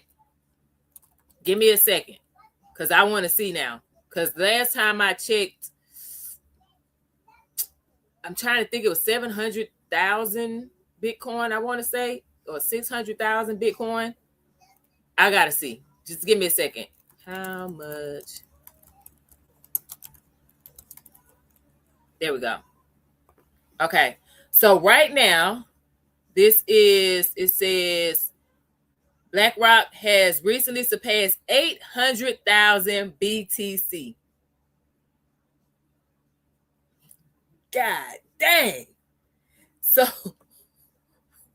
what? They are close to 1 million. Y'all, so they have $68 billion just in Bitcoin alone. Welcome, LaKendrick. $68 billion in Bitcoin alone. So for my person that says, man, should I be buying Bitcoin? Should I buy the Bitcoin ETF? What do we do, y'all? We follow the money. ETF inflows doesn't drive up the price for that specific crypto. Petra, question. How long have you been in cryptocurrency? Yes, I do teach. I forgot. Yes, I just Googled it. Amazing Alley. Yep. China. Okay, I don't want to mess up your name, so can you pronounce that for me in the chat? Because I was about to butcher that. I felt it. Like in my head, I was like, that don't sound right. Don't even say it out loud. But yes, I do. Right, go DJ Unstoppable. We follow the money, y'all. So 1.5 years now. Okay, that's good. Okay. So did y'all hear me at any point say that specifically say that ETF inflows drive up the price for that particular cryptocurrency? Did anyone hear me say that? Yes or no? Did anyone hear me say that? Thank you. Okay, cool. All right. So appreciate y'all. So what I'm aiming to do here is to just raise our awareness. So for the person that typed the 1 in the chat that said, hey, I'm curious about crypto, but I ain't put a dime into it yet. Or the person that put a 2 in the chat that said, hey, I put a little bit in there, but I don't understand. But I want to learn more. Y'all, we follow the money. So when a person asks which cryptocurrency should I be investing in, right? Then for us, we should look at the established cryptocurrencies. Bitcoin is an established cryptocurrency. We should be looking at what problem it solves, right? Does it have longevity? If you're answering these questions, right? Are they constantly developing and updating it? Does it have a very large dedicated community, right? What type of partnerships does it have, right? These are those nature. If we are doing it, thank you so very much for the finger hearts. I appreciate you, Shah. Thank you so very much. If we are seeing that and we're answering those questions and stuff is clicking, y'all, these are things that we should be considering investing in according to our risk tolerance, our budget, and so on and so forth, right? Said we can purchase fractional BTC, correct? Yes, that is correct. So just like in the stock market, where you don't have to have the full dollar amount to invest in that ETF or whatever, and guess what? You do the same thing here. So if you don't have 88,000 or whatever it is right now for Bitcoin, and you say, hey, I got $1,000 right now, guess what? Boom. That's what's up. That's what's up, Shy. Go ahead, becoming a title gifter for the first time over here. There you go. I love it. I love to see it. That's right. So yeah. So we're following the money, y'all. So the reason why I bring up crypto ETFs is because I started in 2021. Not everybody was able to be in those circles. Oh, that's what's up. Thank you so very much, Shy. I appreciate you. Welcome, Classic Chick. It's been a minute. I see you. Welcome, Neelan. I see you. Okay. So we almost there, y'all. We almost at 50K. I know your fingers are probably tired. Your thumbs are probably tired. But come on, Shy. I got you, girl. Look at this. Let me go on ahead and follow back. What? Dang. Why I can't do it? Hold up. Pull up. What is going on? Ugh. Give me a second, y'all. I'm trying to do. There you go. Bam. I got you. I got you. So yeah, I followed you back, Sha. So yeah, so and level 10. Hey, let's go. Let's go. I love it. I love it. So yeah, so for us, what we're looking for is the movement. We want to invest in things that have longevity, that are able to bounce back when the market crashes, that's constantly updating and improving our day-to-day life, right? We want to see that it has, as my husband reminds me often, staying power. If these cryptocurrencies don't have staying power, why would we put our money into it? Okay. Now, these ETFs clearly are helping us with being able to multiply what we're already investing in. So, for my people who just joined, right, I'm talking about investing in crypto ETFs because I was in a circle, thank God, that talked about investing in these type of things before they became ETFs in 2021. So me and my best friend knew about it in 2021, right? We didn't know about it prior to 2021. Okay, thank you for the legend crown. That looks nice on me. I like that. You know what I'm saying? Shy said, for me, I look at the use case. What does it do? What is it used for? Absolutely. Right? That is number one. So what problem does it solve? So for my people who don't understand use case, right? Because sometimes people are new and they're like, what do you mean by use case? What problem does it solve? You answer that question in one sentence.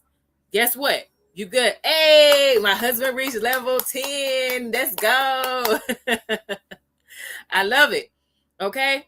So we are looking for those things. So with these ETFs, if they are available and you're seeing that you're able to invest in those as a hodler, you're holding it, you're buying and holding it in the cryptocurrency market, why not go ahead and get the ETF, one or two, whatever works for you and your budget and your plan, financial plan, right? Get one or two of those ETFs. So that way now I'm double dipping. I'm pretty sure the CEO, okay, of BlackRock is not only building up this portfolio with the ETF, I'm pretty sure he holds Bitcoin himself. You know what I'm saying? Like, I highly doubt that he's like, oh yeah, we're putting all this money into this ETF. You know, we're buying it for BlackRock, right? But I'm not. I'm the CEO, and I'm not buying it myself. I highly doubt that. I mean, would y'all agree or disagree? I want to hear from you. Would you agree or disagree? And then we're gonna get back to the part we're talking about with the ETFs. Y'all think that Larry Fink is just the CEO of BlackRock, is just buying the ETF specifically for BlackRock, and he's not holding Bitcoin himself? Right. Agree. There we go. So we're following the money, y'all. This is part of our studying the market. This is part of it. We follow the people with the big money. What moves are they making? Why are they making those moves?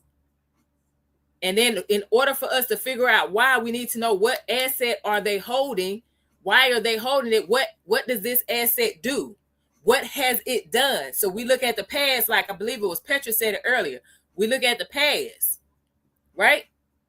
We got to look at what happened before to see how it got to where it is today. We do that in every single market. Okay?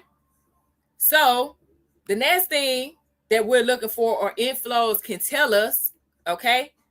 Inflows can tell us that, you know, there may be a bit of a reality check gonna happen against the hype that comes behind something. Okay. Sometimes social media is gonna be screaming bullish, bullish, bullish. This is a bullish market. There are people right now that is yelling, or was yelling actually, before we even got into the month of December, that we were in a bear market in the cryptocurrency market. Now, Leona, the curious one, is like, well, what are you seeing that's telling you that we're in a bear market? You know what I'm saying?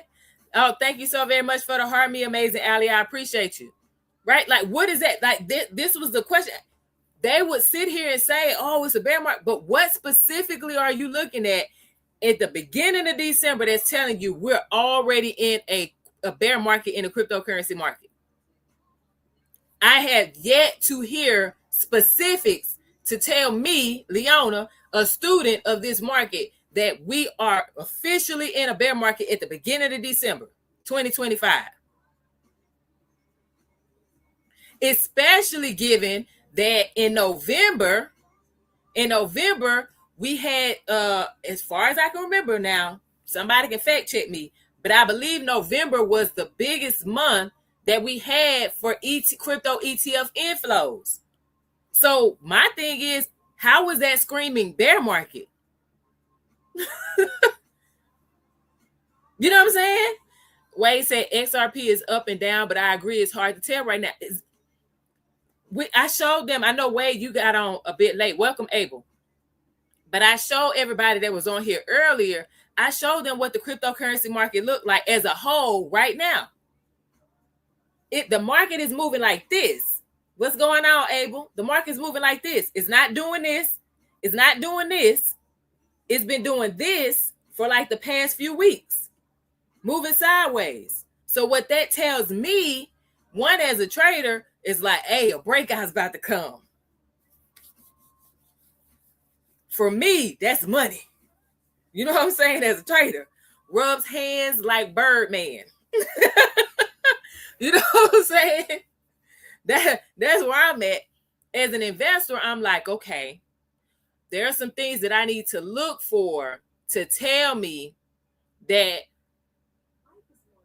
the market is either about to go up or down. But I need to know what those things are. That's what we talked about earlier too, right? Shah says sometimes we just need to zoom out and see the bigger picture. Yes, ma'am. Yes, ma'am. And this is why I'm not here to tell anyone that any person that's talking about the cryptocurrency market is wrong. Y'all, none of us are experts because this market is still fairly new. Okay?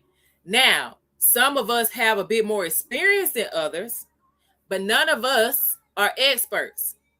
The people that I would consider to be experts are the individual or the group that created Bitcoin, because that's how all of this started. Truth be told, there wouldn't be any other cryptocurrency if it was not for Bitcoin. So in my mind, the person or the group that created Bitcoin, that's my expert. Until I can actually talk to that person or group, you know what I'm saying? For me, that's my opinion, right? So with that being said, at this point, okay, we are just going to look at everything. That's why I showed y'all the market as a whole, so we could all see that it's moving sideways in April, May of earlier this year, 2025. Thank you, Verena, for the share. In April, May of this year, the market was doing the same thing for like a week or a week and a half before it did what? Took off and then created a new high in October. We also need to remove any emotion from investing. Know what you hold and relax. You gotta relax. You gotta relax. Y'all almost at 50K. Come on. Everybody that's tapping the screen, I appreciate y'all. Everybody that's tapping the screen, I appreciate y'all. Everybody that shared, I appreciate y'all. Everybody that's commenting and engaging, I appreciate y'all. Okay? So yeah, like that's just one of the things that we should be looking for. Okay? I got it. Folks are gonna yell what they gonna yell. None of us, unless they prove you wrong, I'm gonna say at this point, because the market is still fairly new, we're gonna make mistakes. So there are going to be times when some people are right and then they're going to be wrong. Leona may be right at times and then Leona may be wrong at times. What I said was initially, before I did some more research, initially I said, hey, look, I was thinking that the high that we had when it was like 100K or whatever it was, I was like, historical data says that we could go back down. With Bitcoin, we could go back down if this is the all-time high when it was like 100K or whatever. Historical data says we could potentially go back down to somewhere between 30 and 35K per Bitcoin. That's what I was saying earlier in the year. I personally didn't factor in all the stuff that I shared with y'all so far tonight. There were parts of it I factored in, but it wasn't everything. The big thing that I didn't consider because it's so new was the ETF inflows, the crypto ETFs inflows. And I had to think about that and was like, do you really think that people are going to put billions of dollars into these Bitcoin ETFs, right? And put billions of dollars into Bitcoin with their companies and have Bitcoin on their balance sheets, Michael Saylor, right?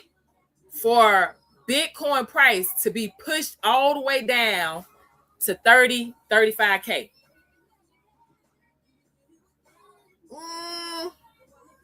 Nah. Now, if that happened, hey, you know, so it was a little easier to predict the market when the 4-year halving cycle still apply. Exactly. The ETFs, truth be told, these crypto ETFs have adjusted the way that we can analyze the market, right? Because we have way more adoption in this crypto market in general. Not only that, not just the adoption with these large corporations and private equity firms, but now you're having regulation. Somebody mentioned earlier was talking about the Clarity Act. We're still waiting on that. Like when you have the regulation now, and we have a central point of focus, we know specifically who is in charge of what's what. When everyone is on the same page, this is when more money is going to come in because there's more confidence in the market. Right? Thank you for the follow. I appreciate you. Welcome, Tony. See what I'm saying?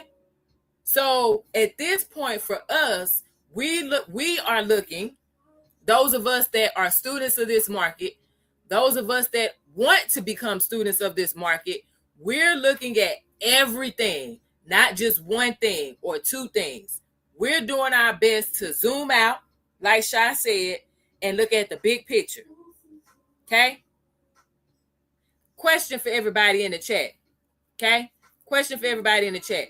Have you ever seen like a ton of hype behind something online, but like your real life didn't match that? Thank you so very much for the follow, Deep Sea Sonar. I appreciate you. Have y'all seen that? Like there's a whole bunch of hype behind something, and then but when you look at your life, you're like, nah, that don't, that ain't happening for me. That ain't happening for me. That's happening today. It's happening today. You know what I'm saying? Yeah, right. It's happening. Amazing. Okay, it's 6-7. Oh my gosh, but yes, that's what's going on today. So y'all, we are going to take our time and study and do what we know to do. We're not rushing. We're not emotional, like Sha said, or Amazing Ali, whichever one. We're not rushing. We're not being emotional, right? We're making informed, rational decisions that are data-driven. And for all my people who are new to me, because this is your first time joining a live with me, one of the things that helped me as a trader and as an investor was to look at every entry into the market, whether trading or investing. I looked at every entry now as collecting data. That's it. If I make money, if I lose, I'm collecting data. That is my focus. Collect data. Thank you so very much for the love you so much. I appreciate you. Right? We're collecting data. So my challenge to every single one of you is to focus on collecting data. Okay? Don't get caught up in how much you need to make. Don't get caught up in, oh, the market is bullish and bearish right now. Don't get caught up in that stuff. Focus on collecting the data. And then also do this thing called dollar cost averaging. Okay? Dollar cost averaging. For my people who don't even know what that is because you don't invest like that. You haven't been in crypto. Because in crypto, that is the one thing I have heard from the jump. Dollar cost average, dollar cost average. I'm like, what is that? All that means is establish a specific amount of money that you're going to invest in whichever cryptocurrency or currencies, and do that consistently. So if you say, hey, every Friday when I get paid, or every week when I get paid, I'm putting $100 into the cryptocurrency market. Okay, cool. How are you splitting up that $100 in the cryptocurrency market? Are you buying 2 cryptos, or are you only buying 1? Are you buying 3? What are you doing? Okay. If you say, I don't get paid every week, I get paid every other week, and I'm going to put $100 in every other week. Okay, cool. Put your $100 in every other week. But what specifically are you buying when you do that?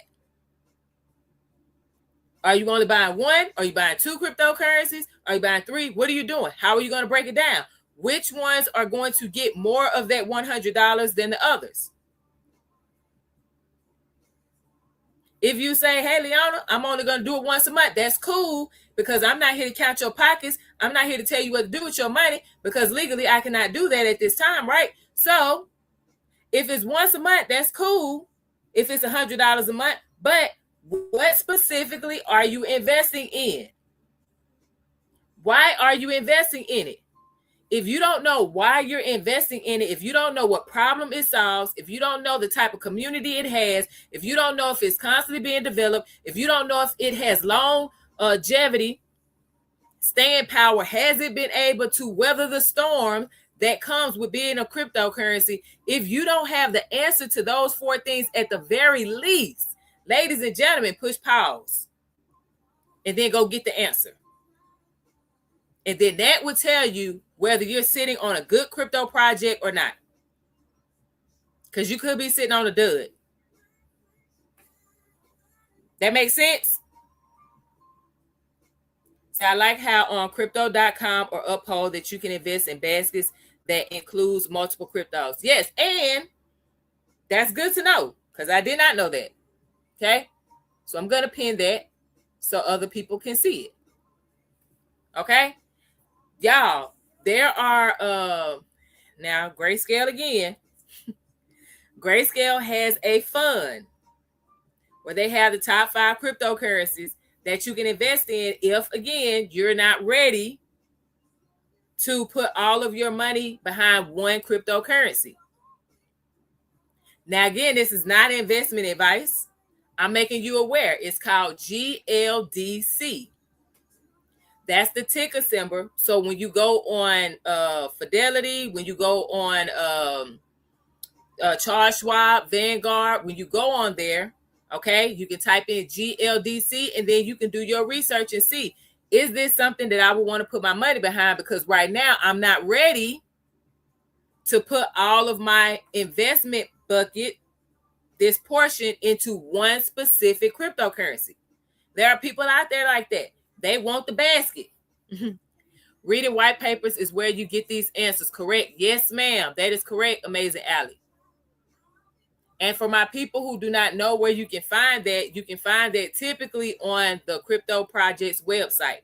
Or there's a website I go to, I've been using since I got introduced to cryptocurrency as an investor, and it's called CoinGecko.com. CoinGecko. What the heck is this?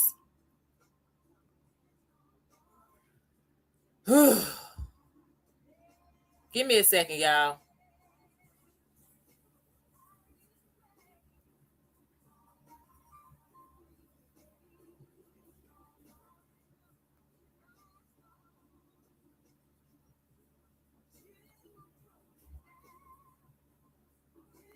Okay, I got it. There you go. What the heck? Like this, when I say like ever since I've started going live on this here app, like it's been some oh it's been some weird stuff coming home. That's why when that person was asking, can I just come on? Like, no, you cannot, because I don't know you. You're not about to be some weirdo over here doing something that we ain't. I got a kid, so nope. Welcome, Alfonso. We're not doing that, okay? So let me get back to it. So yeah, so you can go to coingecko.com, okay? And this particular website, it has everything you need, for me anyway, that you are looking for pertaining to the cryptocurrency market. So it shows you all the different the number of cryptos there are, the number of exchanges that are available to you, what the market cap is right now, gas fees when you are investing in Ethereum or any cryptocurrencies that charge you gas fees, right, to transfer, to purchase, or to send, to sell, all of that stuff. You can even go on there, and when you type in the specific cryptocurrency that you are considering investing in, type it into the search bar at the top right hand side of the screen, y'all. When you do that, typically it will have, if the white paper is available, it'll have the white paper on there. And for my people, and I've said this before, if reading the white paper makes your head hurt, okay? If reading the white paper makes your head hurt, y'all, guess what you can do? You can put that into Chat GPT and tell it to break it down to you. Simplify this for me, Chat. You know, one of the things I do, if something's going over my head, like there's a lot of terminology, I'm like, man, I got to pull out dictionary and the thesaurus and stuff to understand this. What I do is I tell Chat GPT to break it down to me like I'm a 13-year-old. Okay? Whatever age range you want to use. But for me, I'm like, hey, that way, if it's using a lot of terms that I'm not familiar with, and I don't feel like going through the dictionary and trying to figure out what that means and pulling up the thesaurus online to see, okay, the definition didn't help me, so let me put it in to see what other word is going to help me understand it. I just put in Chat GPT. It's okay, Petra. Chat GPT is free. You can actually Google it, and you can just put in Chat GPT in Google, and then the website should come up. Okay. Welcome, Lola. I see you on YT. All right. So it's okay. All right. And this way, y'all, is free. Now, with the free edition, though, I need to make sure y'all know this. With the free version, I can't remember how many prompts it is until it tells you that, you know, you have to wait a specific amount of time before you can ask another question. Okay. So that is, you know, kind of a downside to the free version. All right. But at the end of the day, use it. It's there. It's available to you. Okay. Because I'm gonna tell you, those it's 3-question limit. Okay, thank you, because I don't remember. Because I paid for mine. Okay. But yeah. So just keep that in mind. If the white paper, if it's too complicated, even I showed some people on here a few weeks ago. Like we went on to the websites of these different cryptocurrencies because people were saying, oh yeah, like use this, you should be buying this crypto. And I was like, okay, so let's break down those 4 things that we said we want to see to tell us it's a good project, right? I said, let's break that down. Let's go to the website of it to see if it answers our questions. And there was a description on, I can't remember whether it was XLM or XDC, whichever one it was. And I was like, does this make sense to y'all? And we all sitting there saying no. And I said, guess what we can do? I pulled Chat GPT up on live, and then I copied the description from the website. I pasted it there, I gave it the prompt, and then it broke it down to us. And then I said, hey, y'all, does this make more sense to y'all? Everyone in the chat that was engaging with me, they all said yes. So even if you're reading it on the website and they're using terminology, welcome King Sosa. If they're using terminology that doesn't make sense to you, guess what? You can copy that from the website, type it into or paste it into Chat GPT, give it the prompt to break it down to you like you were a 13-year-old, right? And then boom, it's going to break it down to you. And then you should be able to better understand what that crypto project does, what problem it solves. Thank you so very much for sharing the live. What problem it solves, anything else you need to know, put it in Chat GPT as a starting point. Okay. This is a really good way to help you study this market, and it's free. But like she said, or he said, I guess it's Lynn, said that there's a 3-question limit for the free version. Welcome, Jim. I see you. Okay. So with that being said, we hit 50. Good job, guys. Hey, listen. So I'm getting off in 35 minutes. Okay. Do y'all think we can hit the 75K in 35 minutes? What y'all think? Y'all think we can hit the 75K in 35 minutes? Let's see. Okay, OMTR said, yup. Gator, yup. We think we can do that. Thank you, Trying, for the follow. Okay. Look, I know some of y'all thumbs or fingers might be hurting, but I appreciate y'all for sticking it out and tapping away at that screen. For real. I appreciate y'all. Okay. So I will be doing a bunch of following and going to profiles tonight and commenting and engaging and stuff, because y'all have definitely showed out for me tonight, and I appreciate it. Okay. So thank you to everybody so far that has liked. Thank you to everybody who has grabbed their heart me. Thank you to everybody who has shared and or repost. Thank you to everybody who has been commenting, and that goes to y'all too on YT. If you have shared, if you have hit the subscribe button, if you have hit the notification bell, okay, if you've given me the thumbs up, I appreciate you. I appreciate you. Thank you so very much, and let's keep it going. Okay, so let's talk about outflows. What can outflows of these crypto ETFs tell us? Okay, number one, people are taking profit. That's normal, right? When the market has been running hot, everybody's excited, euphoria has hit, there's greed in the market or extreme greed in the market. What do we see? People, especially people who have been investing for a very long time and their money is long, okay? They're going to take profit. They're not going to just sit there and say, well, let me just see how far it's going to go. No, they have a price point in mind as to when price hits here, I'm taking a certain percentage of profit, or when I hit a percentage of profit of this. So like I said, when I'm over 100%, depending on the asset, thank you so very much. I'm ready. I see you, LaKendrick. Okay, welcome, Michael. Thank you so very much for the follow. I appreciate you. All right. We're going to say, I know for me, it's a percentage thing, right? So if I'm up a specific percent, depending on what I'm investing in, I'm either going to say, yep, I'm about to take some profit. Specifically in the cryptocurrency market, my profit is going to go into a stable coin. Hey, let's go, Miss Martine. 100 minutes. What's up? Let's go. I love it. I love it. She in here. Okay. So this is a time. This is what outflows is going to tell us. People are taking profit. That's a normal part of the process as an investor.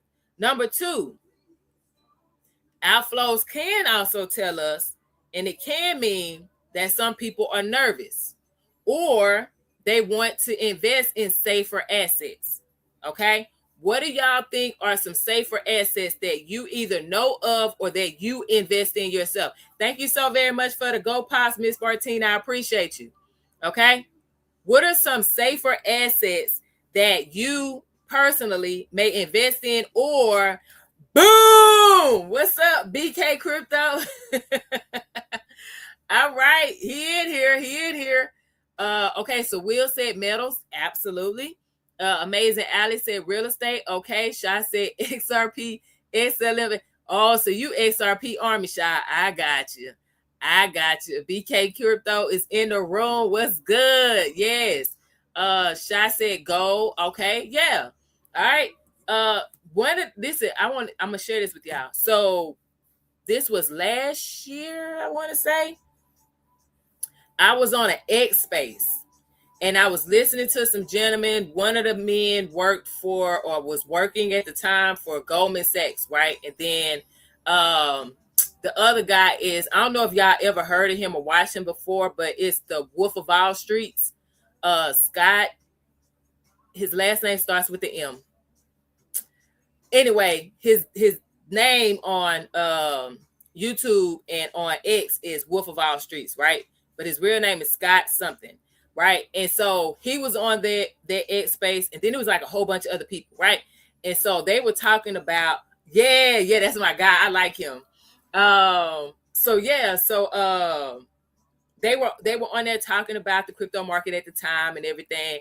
And then somebody came in and was saying, hey, did y'all see how much, this is me paraphrasing y'all because they don't talk like me, but pretty much like, hey, did y'all see that Warren Buffett moved, I think it was, oh man, what was the amount? It was something billion at the time last year into treasury bills. And I was like, wait, what? No, I didn't see. I'm listening, but I'm like, no, I didn't see that. So I pull up my laptop because I'm on my phone. So I pull up my laptop and I'm getting to Googling. I'm Googling. And I was in here like, oh, shoot. Yeah, he did. Now, granted, by the time you done learned that Warren Buffett done something, it was probably happened 6 months ago.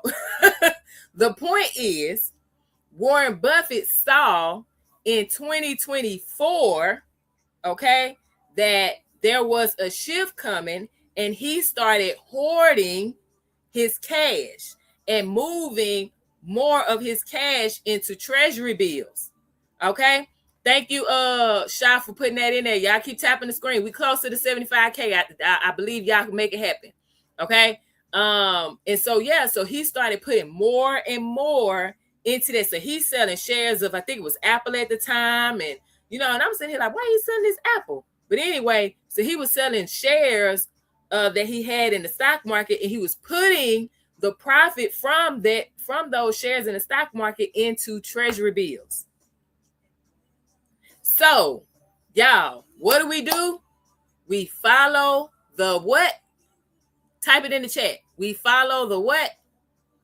We follow the what? I'm going to give y'all a minute because I know sometimes it's a lag. We follow the what? Miss Martine, that's it. Yes, Allie. Yes, the observer. We follow the money. That's right, y'all. We follow the money. Smart money. We follow the money. The people with the big money. We follow the money. We don't just move because they move. We need to know why they move. I'm a why person. I've been that way since I was a kid. But you know what? That's how I get to learn so much, because I want to know why. Why is this thing so important? Why are you putting your money here? Why should I invest in this? Why should I do this? Why should I sell now? Why? I want to know why, because that gives me the confidence to execute. So now I'm not just moving blindly. I know exactly why I'm doing it. It makes sense to me. So I'm challenging every single one of y'all. Before you buy into anything, whether it's crypto ETFs or just holding crypto in general, before you buy anything, you need to know why. Why in the world are big money players putting their money into this? Why should I buy it too? Not just because they're putting their money into it, but why should I buy it too? What problem does it solve? Right? Can I see this particular cryptocurrency being around for the next 5-10 years? What does the data tell me that says it can be around for the next 5-10 years? Or does the data tell me, no, this is a dud? That's right, Sha. Do your own research. Okay? So that's number 2, what the outflows can tell us. Okay? People may be nervous. They're going to put their money into safer stuff. So y'all named a few things that you consider to be safe. That's it. Okay? Now, there may be a bit of news sensitivity too. So outflows often spike during stressful headlines. Y'all, the what's that? Tariff talk.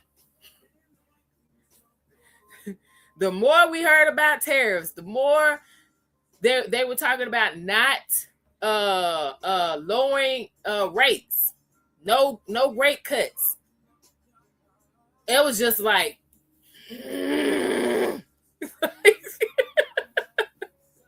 what are you doing?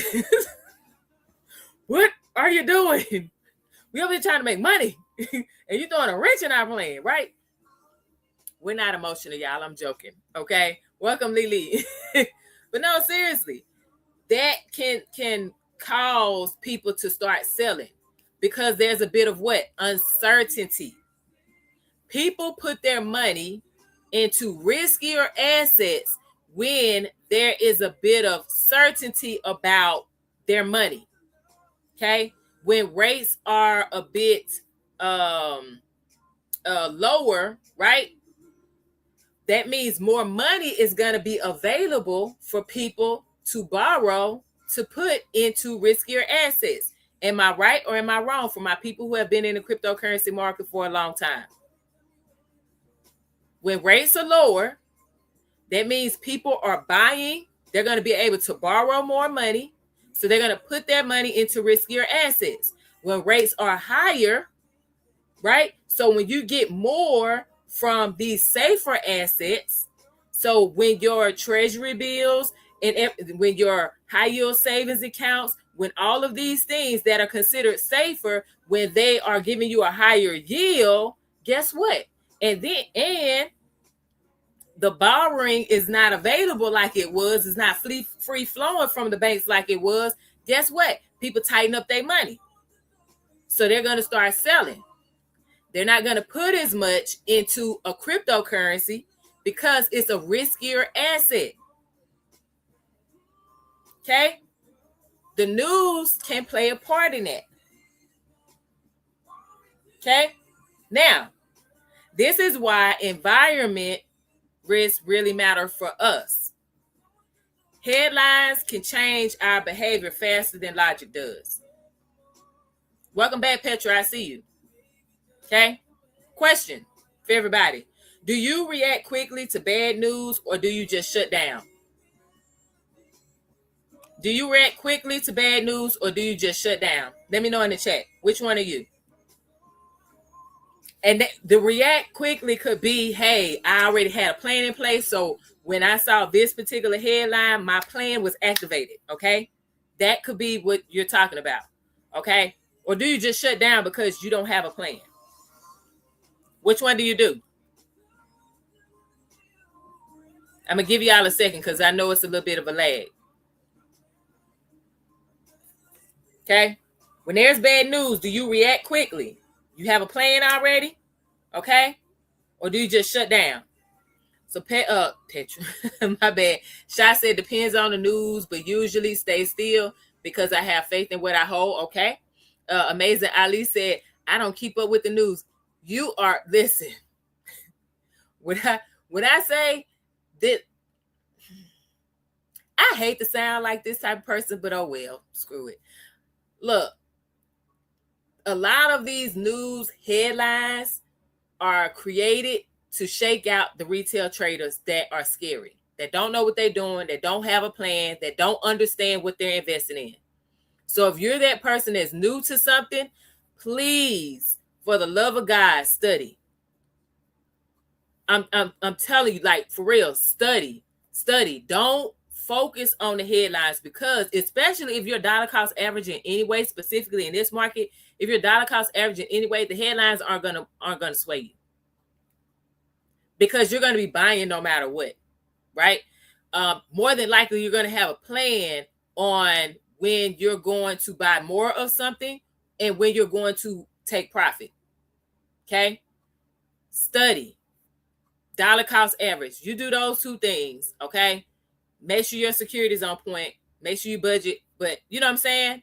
Like, you do those things, y'all, I'm telling you, you're less likely to fall victim to that type of activity that the people who are not set up and designed to, maneuver this market the way that we need to, you're going to do much better than them. When you have a plan, when you're dollar cost averaging, when you're constantly studying, and you know why you're investing in that particular crypto project or those particular crypto projects.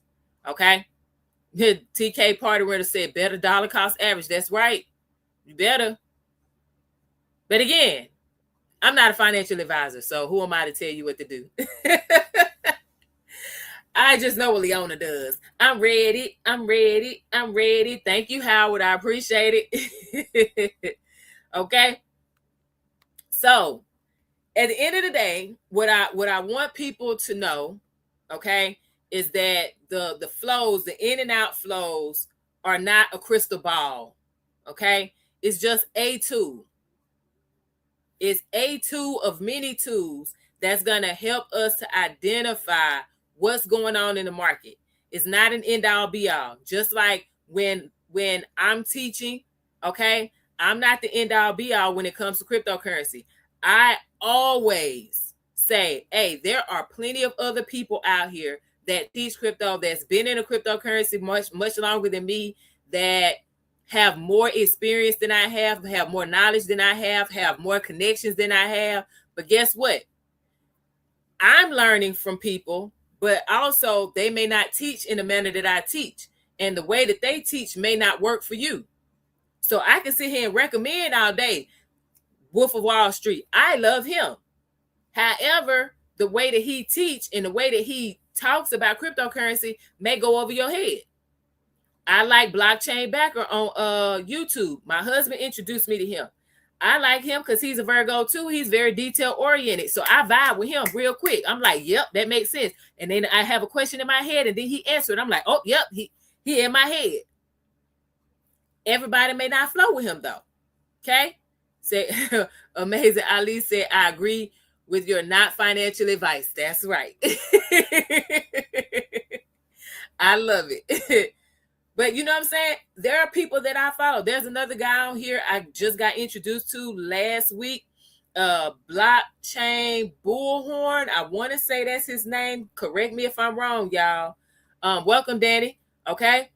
But he said, let's call it life advice. There we go. Life advice. Yes. All right. But that's another person I just got introduced to. Okay. He's a chart person like me, so I love when I only call him one time on live, but I was like, oh yeah, I was on there for like a good 2 hours, y'all, because I was like, yeah, yep, I do that too. Like, it's just, I'm a chart person though, you know what I'm saying? So I was in it. That's right. Okay, Shy likes him. Petra, yes, Calvin Hill. So yeah, that to me, the guy funny. You know what I'm saying? He a chart person. He breaks stuff down. I feel like he breaks stuff down that could be easy for a beginner to understand, But at the end of the day, he may not be some people's cup of tea. That's okay. You go where you're comfortable. You know what I'm saying? Shy said, I'm not a chart person, but I do like him. Yeah. I feel, and the only reason I said that is because, like, the live that I was on, he was on the chart pretty much the entire time. For that 2 hours that I was on, he was just on the chart. You know what I'm saying? So, and I was just like, yes. But that's me though. Okay. And Blockchain Backer is a chart person too.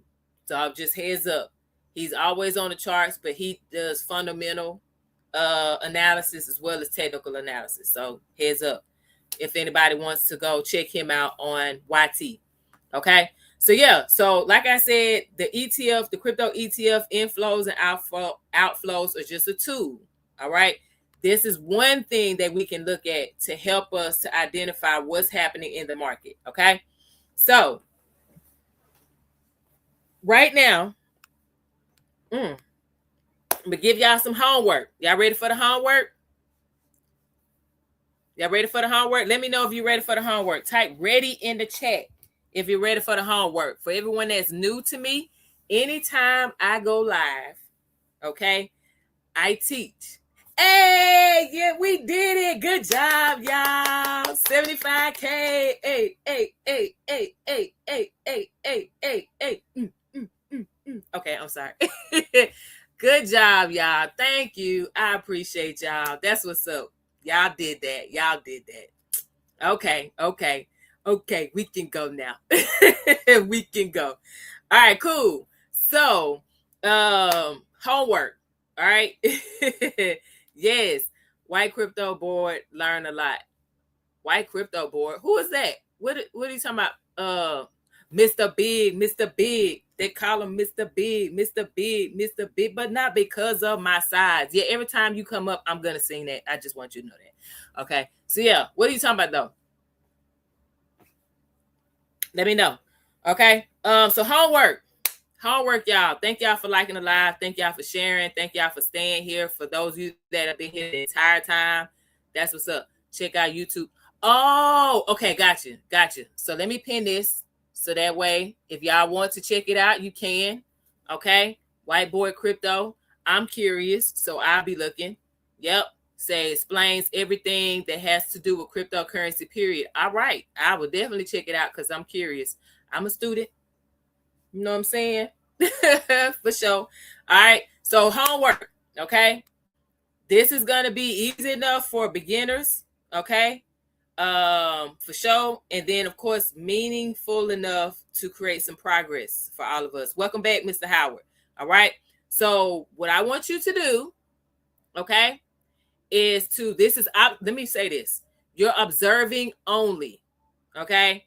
Sha said, this is my first time catching you live and it's a vibe. I'm like that. Hey, that's what I'm talking about. That's what's up. I love to hear it. Yes. Okay.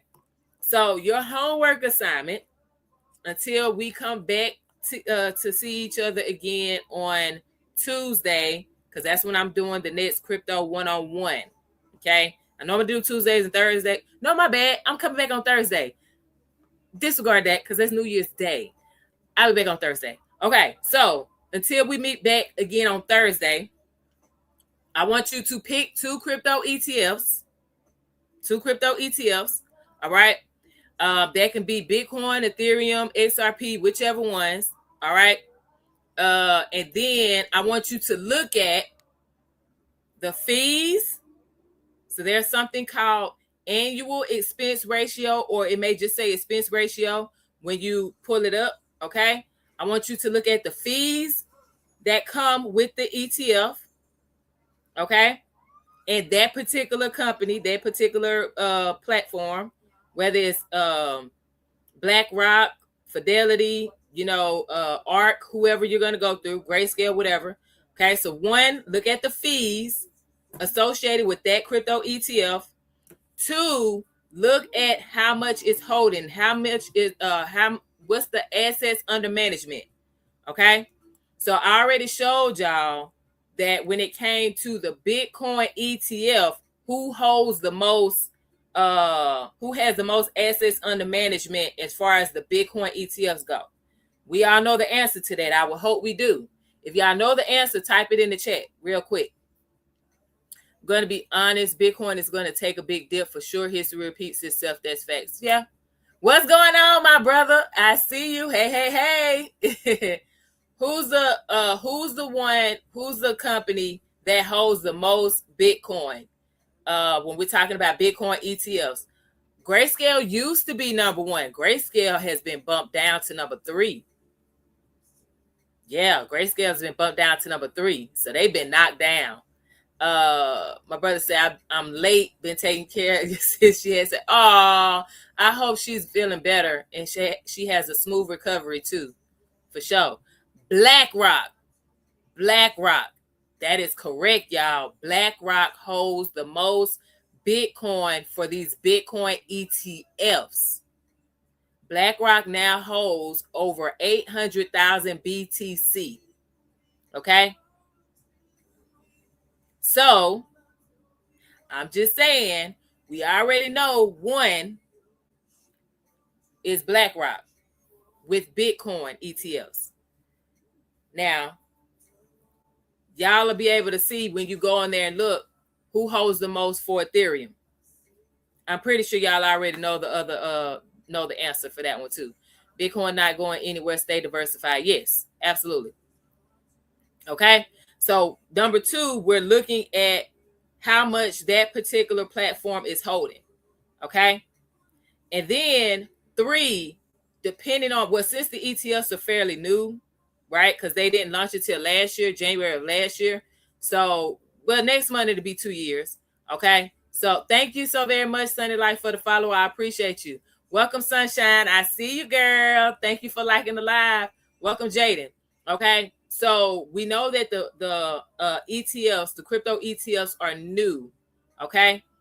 However, you can still look at the in and outflows, like the volatility for that time. I would say that the volatility for that time. So like if it was swinging or the inflows were like massive one day or it within that day, and then later on in that day there was a massive plummet, like a sell-off or whatever, you should be able to see that.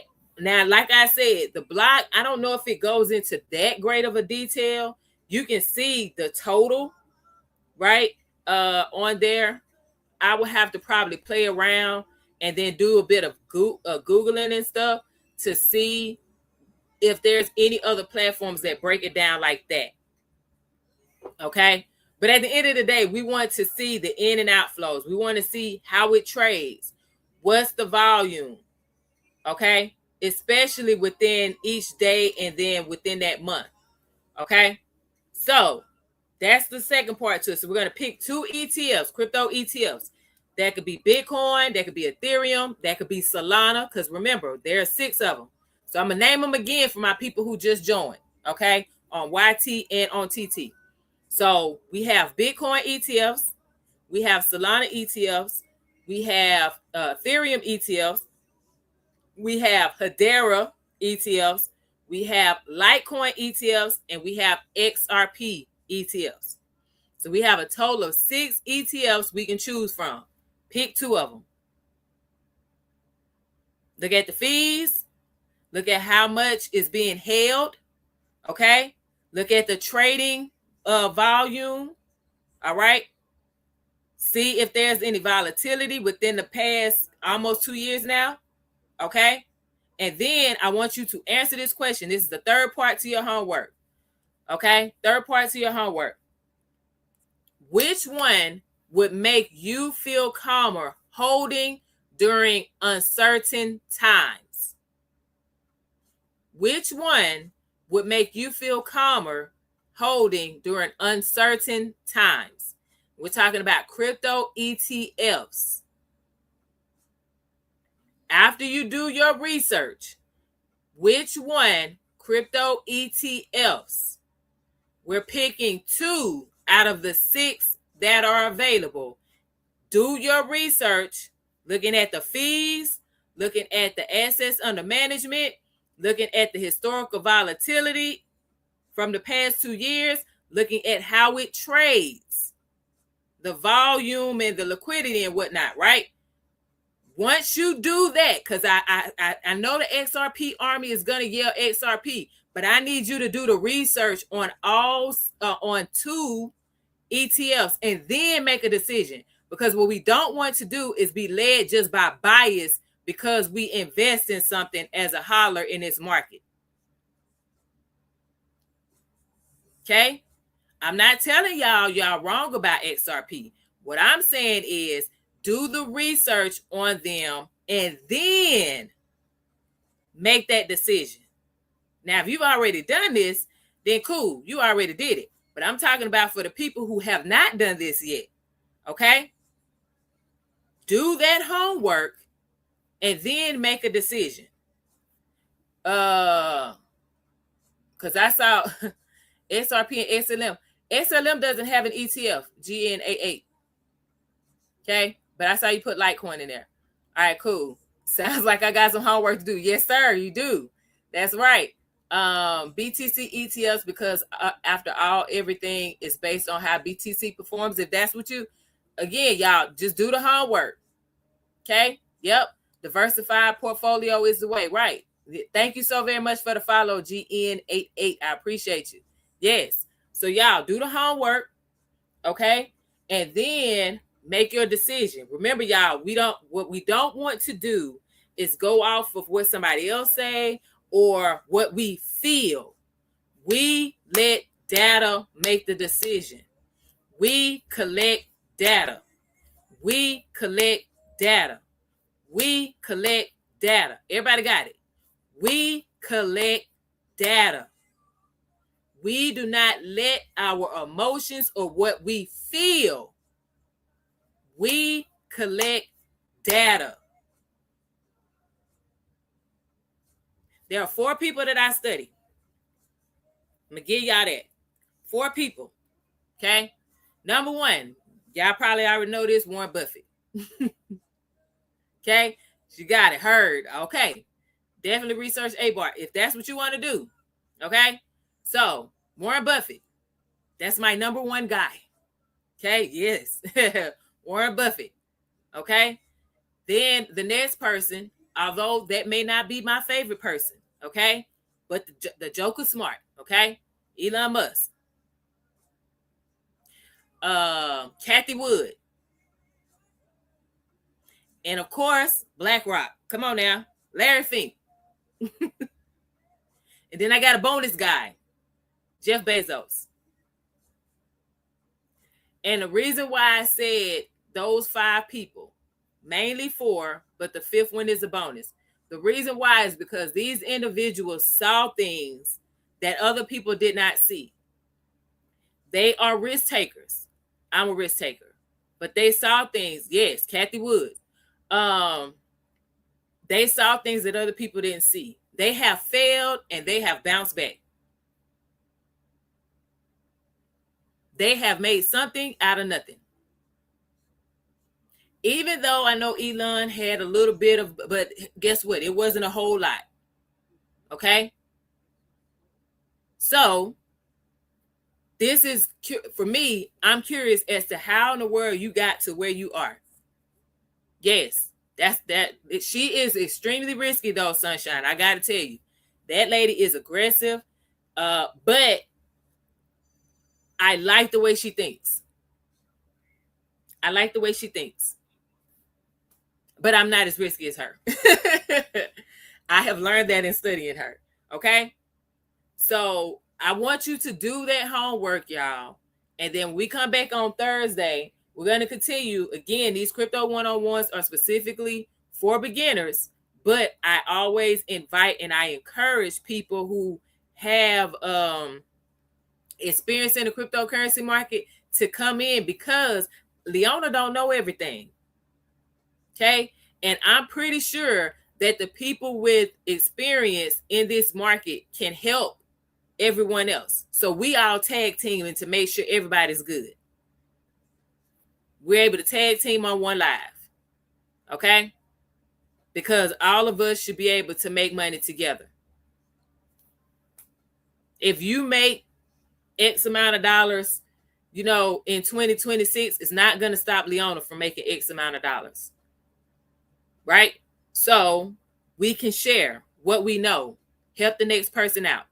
Okay? The only thing I ask for my people who are experienced in this market, don't come over here throwing out a whole bunch of crypto jargon and talking about stuff that these new people are not going to know and understand, because you're going to chase them away. We break stuff down.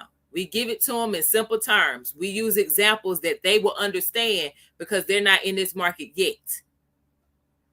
Okay? Shy said I have some knowledge, but I can always learn more. We all can. We all can. Say TK Party Rental said, yep, crypto is some good stuff. Turned 10K to 25 twice this bull run. That's awesome. Congratulations. I love to hear it. That's right. Okay? I'm looking forward to 2026 with you. Thank you so very much. Yes. So that's it. Everybody has their homework. Okay? I will be back on Thursday on New Year's Day. I will be back at 7 p.m. Eastern, 6 p.m. Central. Okay? And that's 4 p.m. Right. Yeah, that's 4 p.m. Pacific. So if anybody is in here from the West Coast, that's the time for y'all. All right? We'll be doing more crypto talks. Okay? And if y'all know anyone that is curious about this market, new to the market, and you're like, you might be a good fit for them, Leona, just let them know that this is when I'll be live, okay? And it's in my bio as well, okay? So that's all I got. Thank you again to everybody. Y'all, we surpassed the goal for the likes. I appreciate y'all. Thank you so very much for showing up and showing out. Thank y'all for every person that decided to give. You know, I don't ask for it, but I appreciate y'all. Thank you so very much for the Heart Me TK party rentals, right? If you gave, I appreciate you. Trust me, all of y'all super fans that just came up, trust me, I'm about to light y'all profile up.